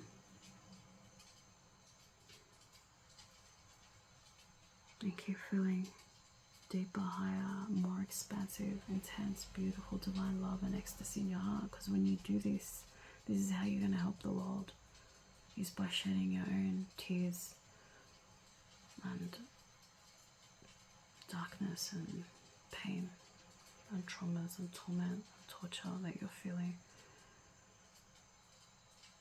Right? And learning, understanding the wisdom of these emotions and transmuting this energy. And when you transmute the energy, you're lifting, even if it's a tiny little bit of energetic weight, off of the shoulders of this planet and humanity. You get that? You're also benefiting by experiencing deeper, higher, and more expansive and expanded energies of love in your heart. And in so doing, you're holding your vessel, your body is holding a higher energetic frequency. Your soul, your consciousness is holding a higher energetic frequency. And when you do this, right, you're essentially choking out the dark energy, the low vibrational energy on this planet, operating from various types of people, institutions, groups of people, governments, whatever the fuck they're doing on this planet. And when you choose love and peace over violence and hate and anger and all this shit, what happens is you're innovating, you're elevating up energetically, you're transmuting, you're alchemizing the energetic state of those lower vibrational energies and emotions, anger, hate, violence, blah blah blah. I wish this person would die, I wish this group of people, this country, this nation would just, right? That's a low vibrational energy to be in that state. I want them to be annihilated. I want them gone. I this, I that. Okay, maybe it's meant to happen that way, but is it really up to you to wish that, to embody that? Yeah. Intention of, I want these people to be gone. I want these people to cease to exist. I want this to happen to them. I want that to happen. The energy you're holding there is a very low vibrational one. And so these dark energies that we're seeing, the forms of genocide and all these insane crimes that are being committed, they're coming from a low vibrational place too. Some of the darkest and lowest vibrational energies we humans are able to experience. And so when you're also in a low vibrational state, energy attracts energy. That dark energy is going to feed off of your energy. You get it? So the way you get out of that and isolate these dark energies is by you growing and evolving, crying, being angry, letting it all the way out, letting it out all the way. The hate, the this, the that, until you understand, why am I feeling hateful? Why am I feeling scared? Why am I feeling guilty? Why am I feeling hopeless? Why am I feeling sad? Why am I feeling guilty? Why am I feeling ashamed? Why am I feeling hateful, vengeful, proud, blah, blah, blah, right? When you do this and you consciously understand, you instantly, on a subtle level, shift the energetic frequency, yeah, from one of anger, for example, by consciously understanding the intention, the emotion of the energy of anger, you're already shifting its energetic state into a higher energetic state. Because guess what consciousness is, and learning and knowing, or acceptance even, it's a higher frequency energy than that of hate or anger. Yeah, even if it's just a matter of rationally understanding or trying to understand why you have this anger or vengefulness, whatever, right? And the more you allow your heart to kick in, feeling the love, feeling the joy and the joy and the bliss of having that realization of, you know, learning about or understanding on a higher, deeper level the wisdom of anger, or the wisdom of the vengefulness that I'm feeling, or the wisdom of the hate. It feels good. It feels good when you have that discovery. Full circle. This is crazy. I'm just going to keep rolling with it. It feels good when you have that realization. It feels good when you know. It feels good when you have that insight, that download, that revelation, that realization. It feels amazing. And you want to chase that feeling. And in doing so, you vibrate higher. You've been able to alchemize anger into love and higher consciousness and awareness. Okay? And when you operate from this place of higher frequency energy, guess what? All that dark power and energy that's being emitted into the world by these people, these groups of people, these armed groups of people, whatever, has no other energy to attach to. You get what I'm saying? It's all about energy. Energy attaches to its own energetic frequency. So it's like, I uploaded some videos to my Divine Ecstasy Goddess TikTok page recently. You can check the dates. Currently it's November 6, 2024. So around that time, I don't know where I'll be when you see this, if it's a few years from here, but I think I was trying to explain this concept, and one thing I wanted to add to the last bit of those videos, which I never got to record or upload, was, have some of you guys seen that video of, like, there's an armed robber that comes into like a beauty salon somewhere in the US, and there's just a bunch of women and people in there sitting there so fucking unfazed and unbothered. This cunt comes in with lower vibrational energy, is all aggressive, give me your money, blah blah blah. The women are just sitting there chilling the fuck out, vibrating high. Clearly there's an energetic mismatch. It got to the point where the guy was confused. The guy's like, what the fuck's going on? No one's responding to me. No one's reacting to me. Right? So what does that mean? One way to put out the fire of dark energies, don't engage in a similar energetic frequency. They weren't giving him fear back. They weren't giving him anger or violence or concern back. They were just living their fucking lives, moisturized and beautified as fuck and unbothered, vibrating high. That's all the fuck you need to do. And this guy ended up leaving on his own. The rest of the people continued to fucking sit in there, moisturize and fucking beautify the fuck up and unbothered. This is how we win this game. Not disregard or disconnect with what's going on, no, but you're understanding how energy works, an energetic frequency within you and within how you hold that energy in the world. These fucking messages are amazing, but on that, guys, I really do have to go. Sending you love, light, and ecstasy.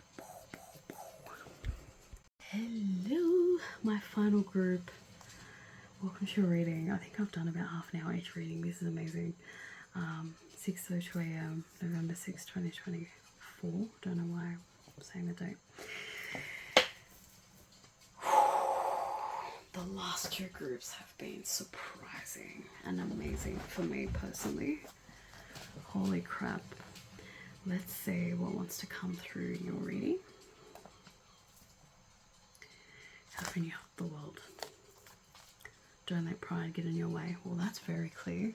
For some of you guys, and I felt drawn to pull this over to the fire first, maybe because it's a Leo. There's repeating themes of playing with fire and harnessing and mastering your own fire and passion energy within. And I know now why, because there's emotions are running very high at the moment. Yeah, and that's what this. Whoa! Protect your energy. Look at that. 2 lions, a lion and a lioness. This is definitely balancing your inner fire and energy and emotions, learning how. And for a lot of you, there's a strong emphasis specifically on pride here. All right, let me just check the 6 a.m. That's okay. Specifically on pride, and not letting literally echoing the exact message that's coming on here. Don't let pride get in your way of growing, of advancing, of evolving, because there's a higher you. There's a pure heart. And even the colors are similar. This is amazing. That wants to come through and connect with you. That wants to be embodied and within you and shine from within you. This is eternity and fertility and abundance. So there's beautiful, beautiful, abundant, higher self, higher love, pure divine spirit and energy that wants to come through and shine from within you now in this lifetime. Okay, but you have to let it. And the full moon's also giving me surrendering to your emotions and allowing your emotions to come through and play out the way they want to. Whilst, let me just get this right.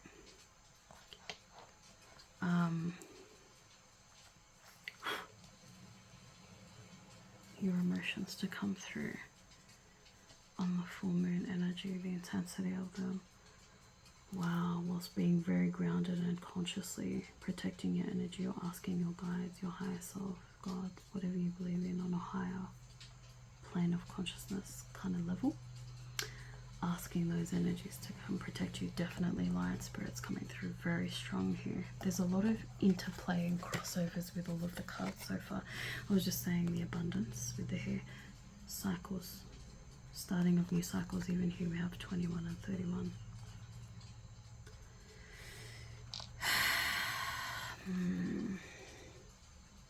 Don't let pride get in your way.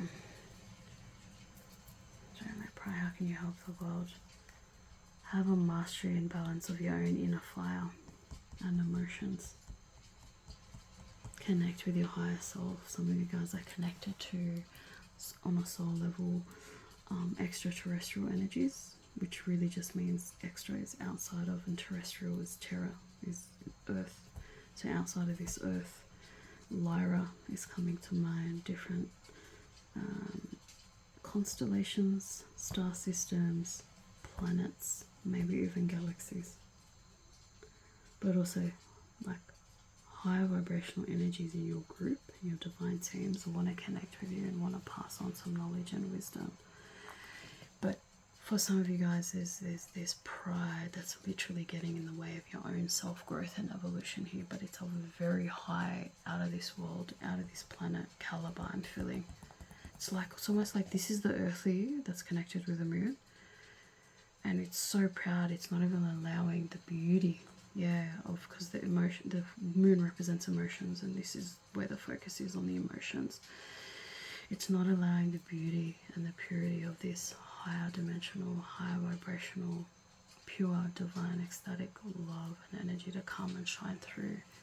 You keep kind of putting a block on it by not allowing yourself to, your consciousness to expand higher and out, because once you do so, you will literally, your third eye, your psychic energy, your dreams, for a lot of you, venture out into other worlds, other realities that you haven't yet explored on a soul level.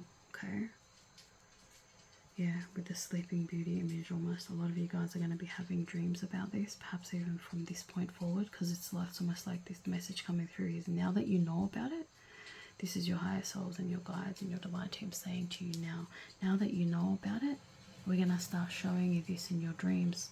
So pay attention to your dreams. Alright, pay attention to your nighttime routines, how you fall asleep, what you're thinking about consciously, subconsciously, right before you go to sleep, when your brain's in theta state. Prepare yourself for harnessing this energy. Prepare yourself for this higher learning, for this deeper awareness and knowing of your soul, your higher self, your higher mind, your pure heart and spirit and essence and soul.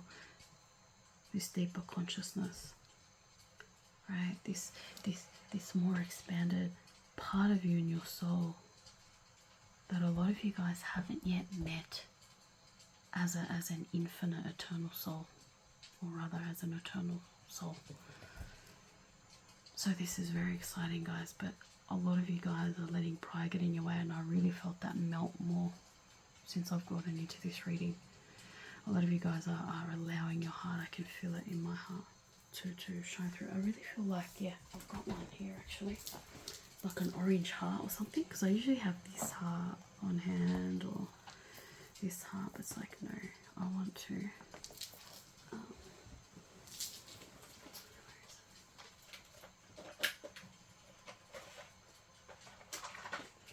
perfect. This is a carnelian. Definitely check out bonus group if you feel called to. So there's a strong crossover here. Sacral, root chakra, solar plexus with the yellow, and so the root is red, the sacral is orange, the solar plexus is yellow, and there's a lot of those colors echoing through here strongly, and the strongest color is yellow, which is the solar plexus, which is where this is. Okay, surrender. Surrender your ego, surrender your pride. Learn from it though. As you release it and let it go and heal it, allow it to grow and evolve with you. Learn and understand why you have this pride. What does it mean?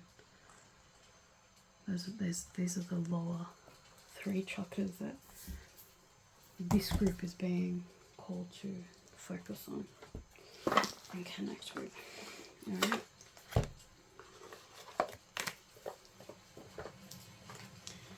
Look for a different in the same place. Okay. The best of me.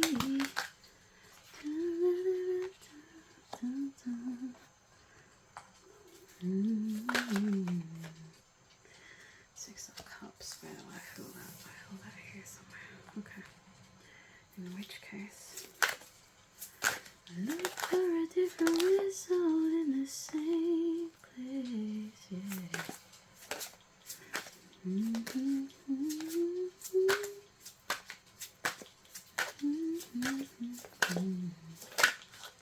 Whoa, look at that.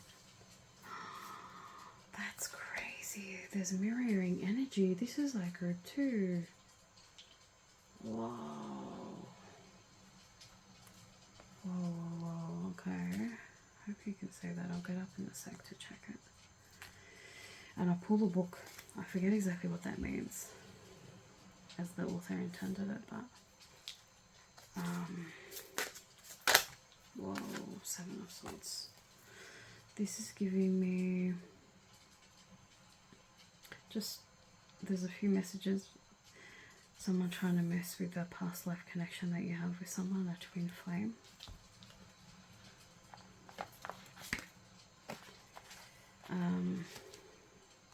Follow your intuition, guys. There's a strong message here. Alright. But you can't really connect with your intuition in the way that you need to if your pride is in the way. Your pride is blocking your heart, alright? Which blocks your intuition. See how she's actually blind or closing her eyes in both. She can't see. The way, okay, there's a few different scenarios going on here. Messages. Connect with the one that you feel called to. In order to close some karmic cycles out, you gotta surrender your ego and allow yourself to connect with your intuition and your heart. For some of you guys to close out old, stagnated, outdated abundance cycles, money. Surrender your intuition, yes, surrender your pride and your ego. Surrender your pride and then surrender to your intuition, to start to see your way out. Was it this group that had discovery? No, hang on, which group was that? That was actually group 2, but it's still on the bottom of this deck. This is how you're going to get that inner clarity and knowing, okay? If you feel drawn to group 2, check it out.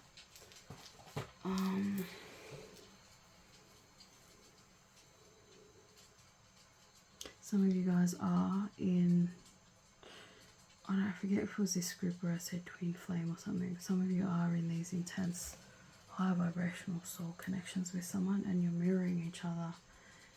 And some of you guys need to work on your protection more, with your solar plexus, your high energy, your consciousness, your psychic energy, the third eye.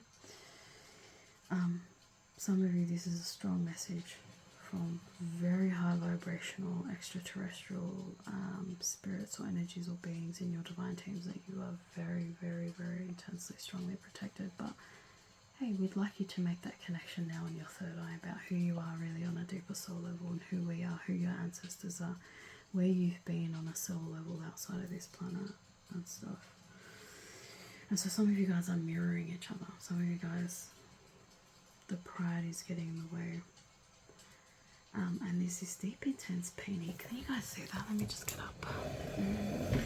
Yeah, there is a moth. You can, perfect, okay. You can, there's a moth in the candle, and I mentioned it in the bonus reading towards the end if you feel called to. I thought I'd leave it there, by the way. I noticed it as it was in the liquid of the wax, melted wax. And I thought, should I remove it? And I thought, no, let me just leave it in there, because it happened for a reason. As a reminder of whatever you're meant to get out of that, you know, that story of moth to a flame, good or bad, balance, ego, I'm still channeling, whatever you're meant to get out of it. You know, whether it's don't get too close to the flame, or learn how to temper your own flame, your spirit energy,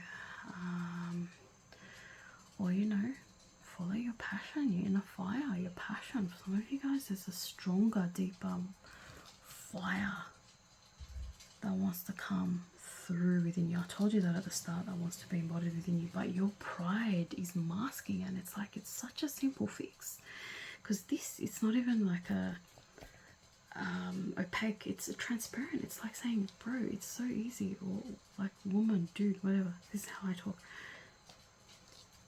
Allow your emotions to come through, bro. Like, allow yourself to feel the feelings.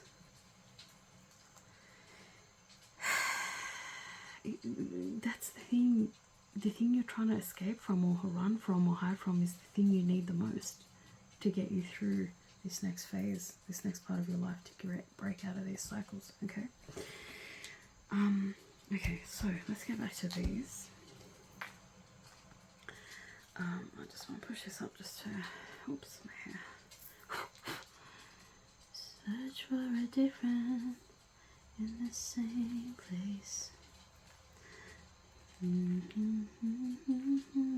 Been singing that song Sir by Sir, and I think it's Major 9 or something, called Same Space. Look it up. We're singing it in group 2 as well. Your own thoughts I'm feeling here, you're sabotaging yourself. Yeah, that's not just saying from reaching this higher plane of consciousness. The star card's about extraterrestrial energy, and to me it's about cosmic consciousness, which is exactly what Aquarius is balancing. I was saying balance. That's what the star is balancing to me.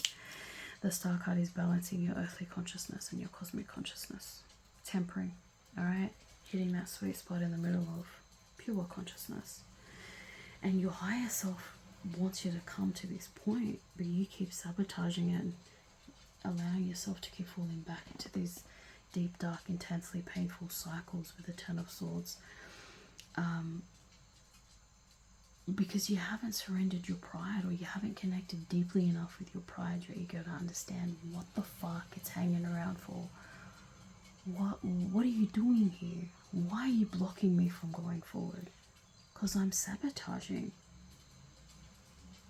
my own growth, my own soul's growth and evolution and happiness. And I'm potentially, for some of you where this resonates, sabotaging a very like powerful, passionate connection with someone who I loved in a past time.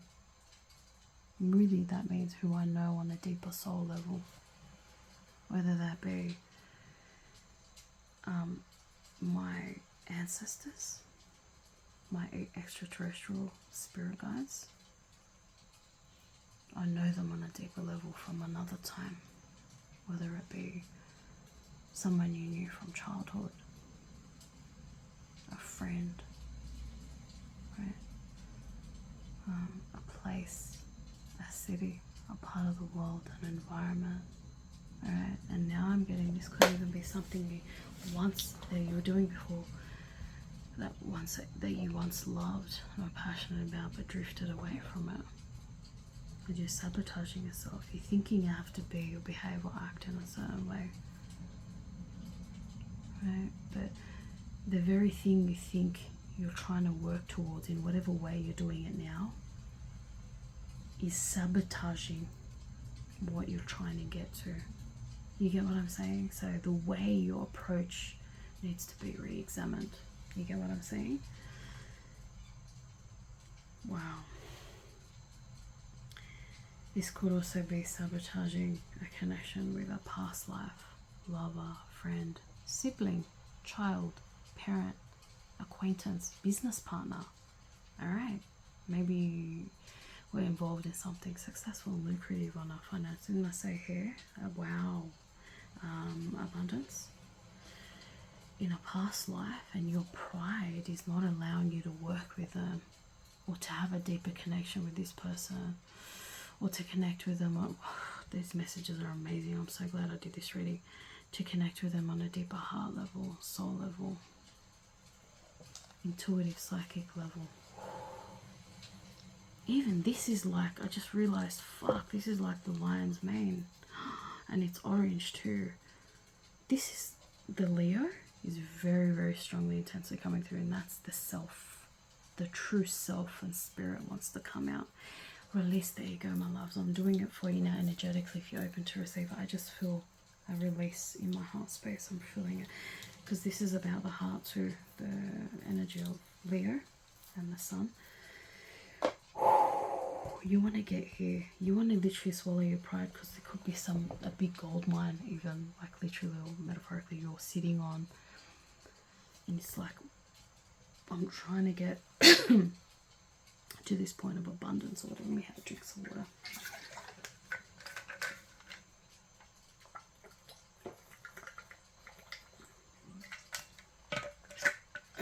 But I think I'm thinking like I need to do things in a certain way, or a particular blah blah blah, this, that or the other, and you're not allowing yourself to open up to a potential new way of thinking or doing something, a new opportunity, a different path, a different route, a different project, a new beginning, closing out one project or thing or venture or journey or whatever, and starting something fresh and new. So you want to ask yourself, what is this thing? You're getting in your own way here, guys. Wow. And I just realized now that we're doing a How Can We Help the World reading. This is a lot of, wow, hold on. No, it still applies, because it's all about how we're growing and evolving on a personal level to help the world. This is the strong message that's come through in all these three readings, is how can we heal and grow and evolve on a personal level? First, to be operating at our highest peak and zenith, a point of emotional, mental, spiritual, financial, physical, energetic abundance, so that then we can be in one of the best states we can possibly be in to help humanity and to help the world. Alright? The inner work is intensely important, guys. This is the echoing message that's come through every single reading. Your own personal growth and evolution.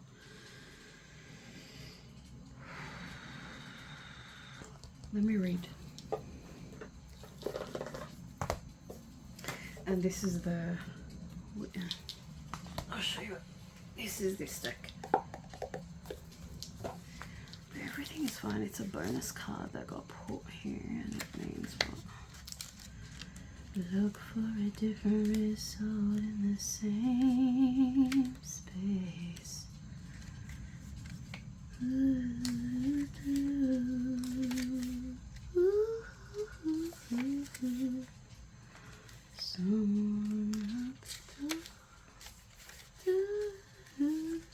Oh, here. Extra cards. The Everything is Fine card can be used to replace the Ten of Swords. A version of this card with this tagline was the first I drew for the deck. Okay. Is that all? No, hang on, there's a meaning. I think I read it when I first got this deck. 1 second. Come on.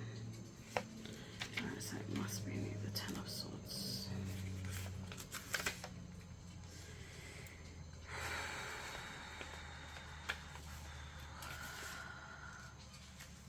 I just want to find it with you guys. Might be... Damn. She did write it somewhere.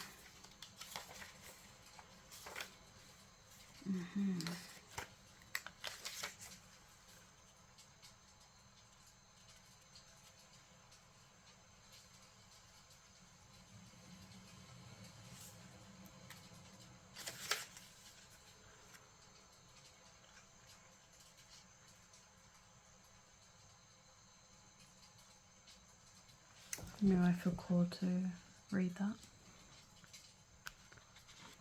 Let's see, sorry. Hit pause and read it. Right, here it is. It all started with the Ten of Swords. This is her intro, the author of this deck. I was a few years into a dead-end design job. Wasn't I just saying? This is crazy. That was slowly draining my creativity, my passion. Oh, this is insane. Fart. And my general faith in humanity. See how not tending to your own inner fire and love and heart and passion puts your own life force energy down and gets you into the energy of losing faith, draining my creativity and my general faith in humanity. You can't be an effective asset to humanity, guys, if you're not operating at your peak and best, if you're not in tune and in alignment with and embodying your highest love and heart, spirit in tune with your heart, not embodying your highest sort of love and emotional capacity and depth and expansiveness. And if you are not connected with your passion, your joy, I was saying that, remember how I was saying joy, spirit wants to, whoa, my heart's going crazy right now. It's a very like mellow intensity. It's beautiful. I'm telling you, start feeling shit you've never felt before. It's beautiful, beautiful. And also, it almost feels very warm. God, I love doing these readings so much. Connect with your passions, guys. And in order to do that, you need to release your pride and your ego. And understand why it's there. I didn't know how to escape. No, on one particularly terrible day, I was feeling my absolute lowest, doubting myself and the path I'd taken. I didn't know how to escape my situation, and all options seemed equally terrifying and awful. Through luck or fate, I was somehow reminded of the Ten of Swords. I flipped through my deck, and there I was, staring at this card and feeling it in my bones.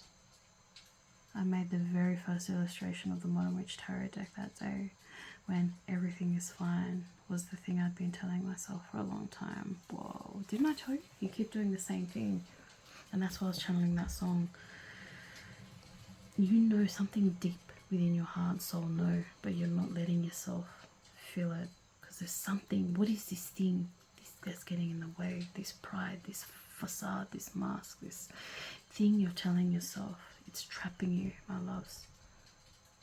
You think it's fine, but it's not fine. You know it, guys. A lot of you guys are very intuitive, and something clicked in from varying degrees with you guys, from a small to a large way in this reading for you, on a deeper heart, soul, mind, third eye, intuitive knowing level. Something clicked in this reading, I know it. My self-esteem and perceived artistic worth was at an absolute bottom when I drew that illustration. Then, unbelievably, the image resonated with people.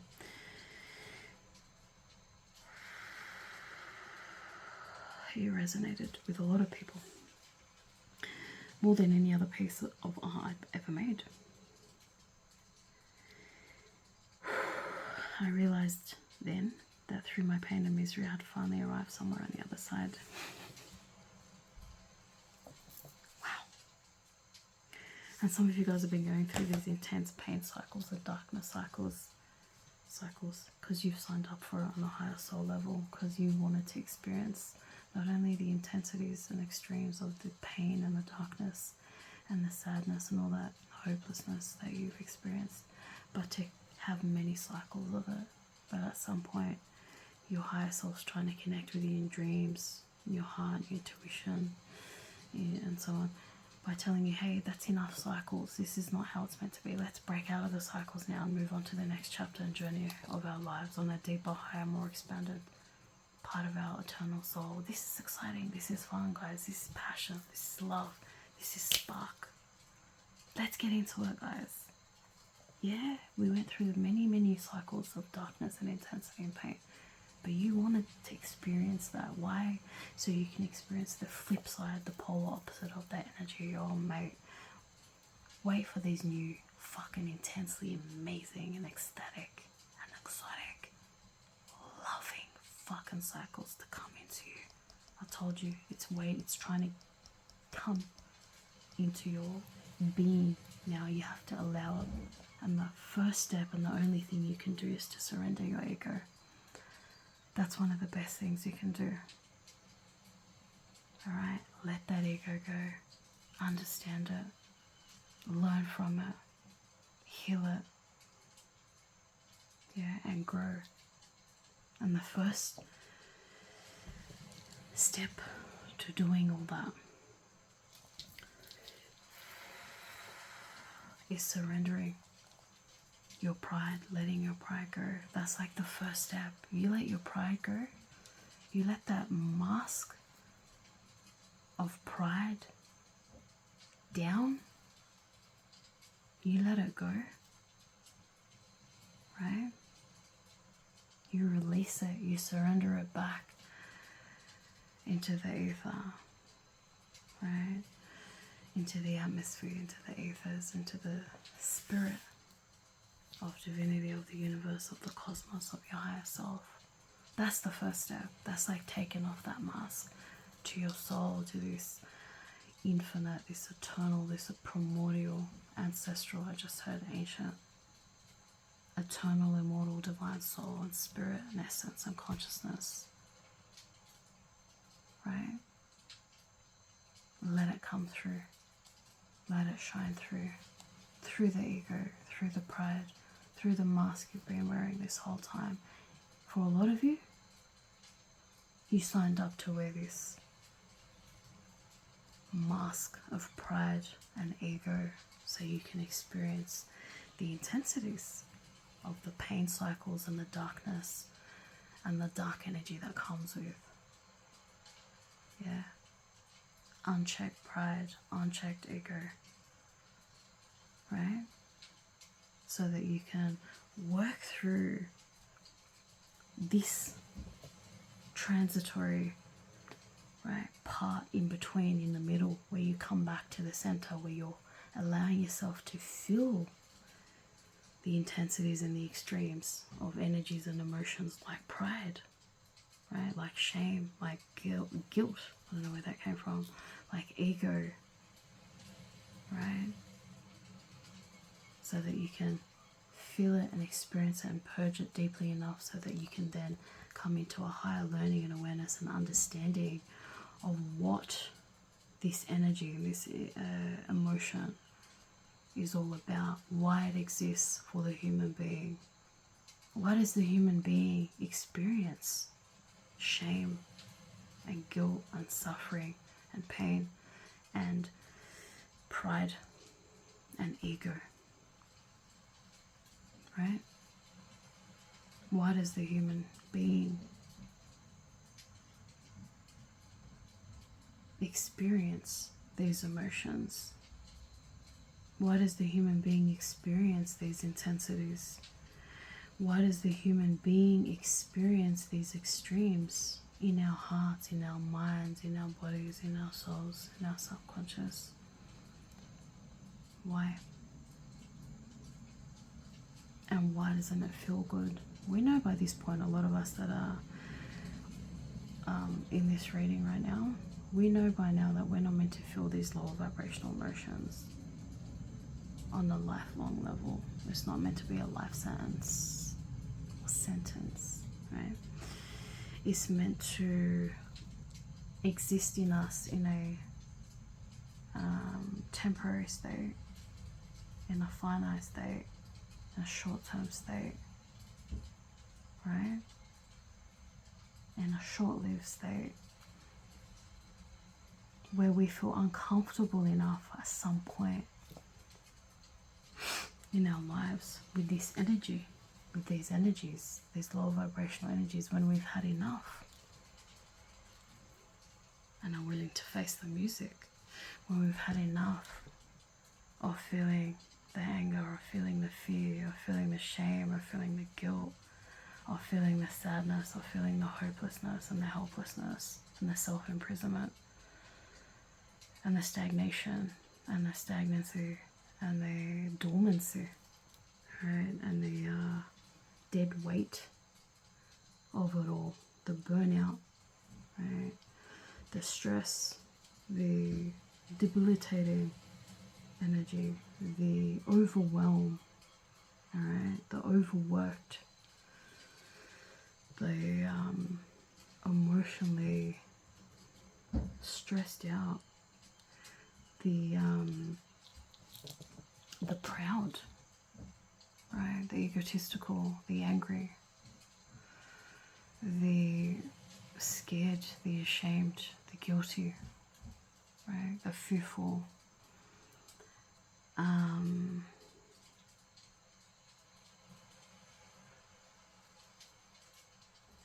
energies and emotions.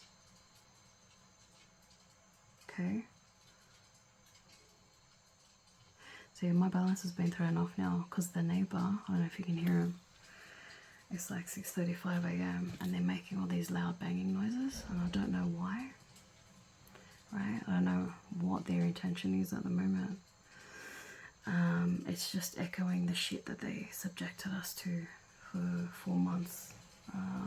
You know, those of you who've been following my story, you're gonna get shit like this come your way and challenge you, you know, thrown at you, and it's gonna piss you off, right? But you know, if you followed some of these groups and some of these readings so far in this whole reading, groups 1 or 2 or the bonus, you'll know that life is about being aware of the emotion that you're feeling, the energy of it, why you're feeling it, how it's making you feel, by shining a conscious light onto it, right? Being aware of how ferocious, potentially, and destructive it can be, right? And erratic.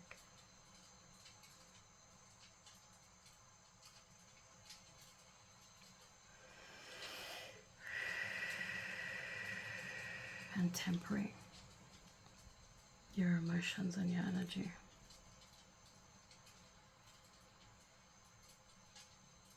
Alright, don't let, at least on a subconscious, ethereal, subtle level, that energy to just keep growing and growing and spreading and spreading.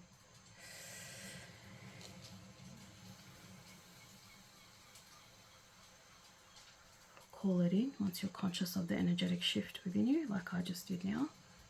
Stop, pause, do whatever feels right for you. Breathing, grounding, visualization. I'm going to do that now.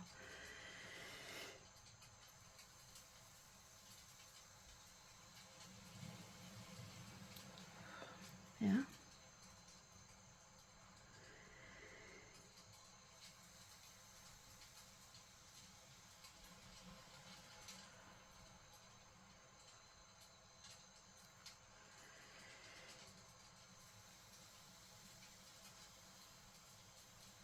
okay, you're able to then come back and not let that fire wave of emotion, destructive, lower vibrational emotion, to seep and get out of control in your mind, in your heart, in your soul, in your energy, in your body. This shit can stress you, give you stress and make you sick. Alright.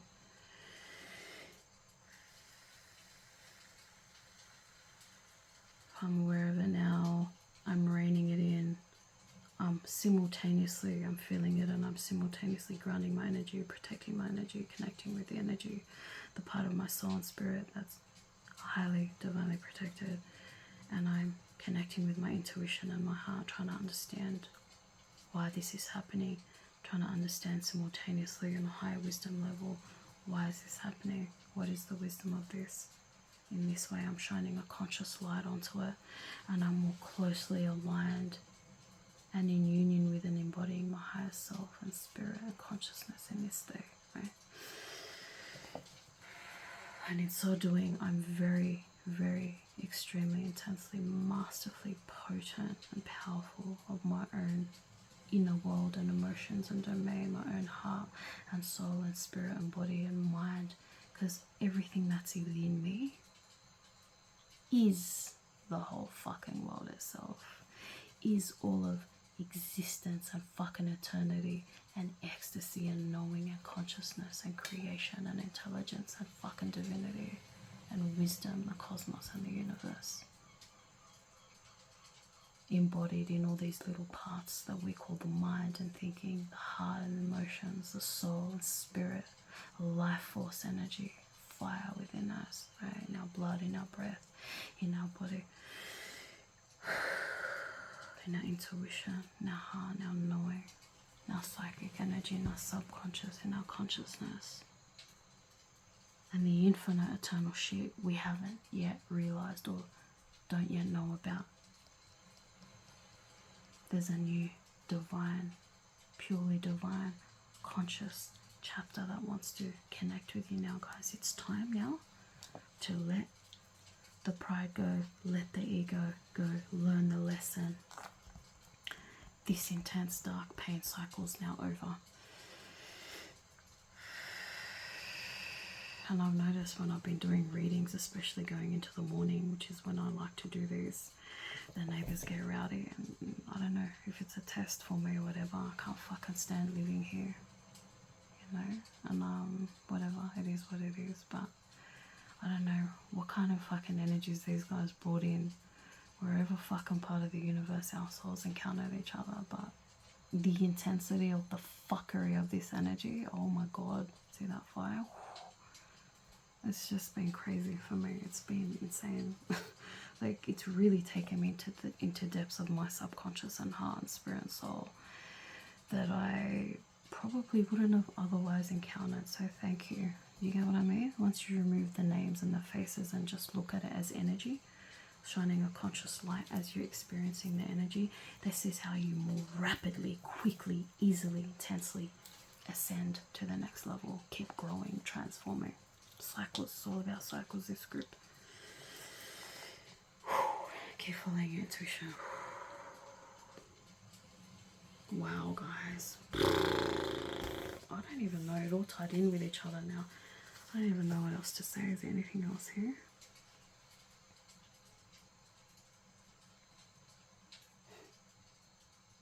No, that's it. Wow, guys. On that note, I have to go. Sending you pure, immortal, sweet as fuck, divine ecstasy and love and consciousness and cognizance and knowing and more consciousness from your higher selves to you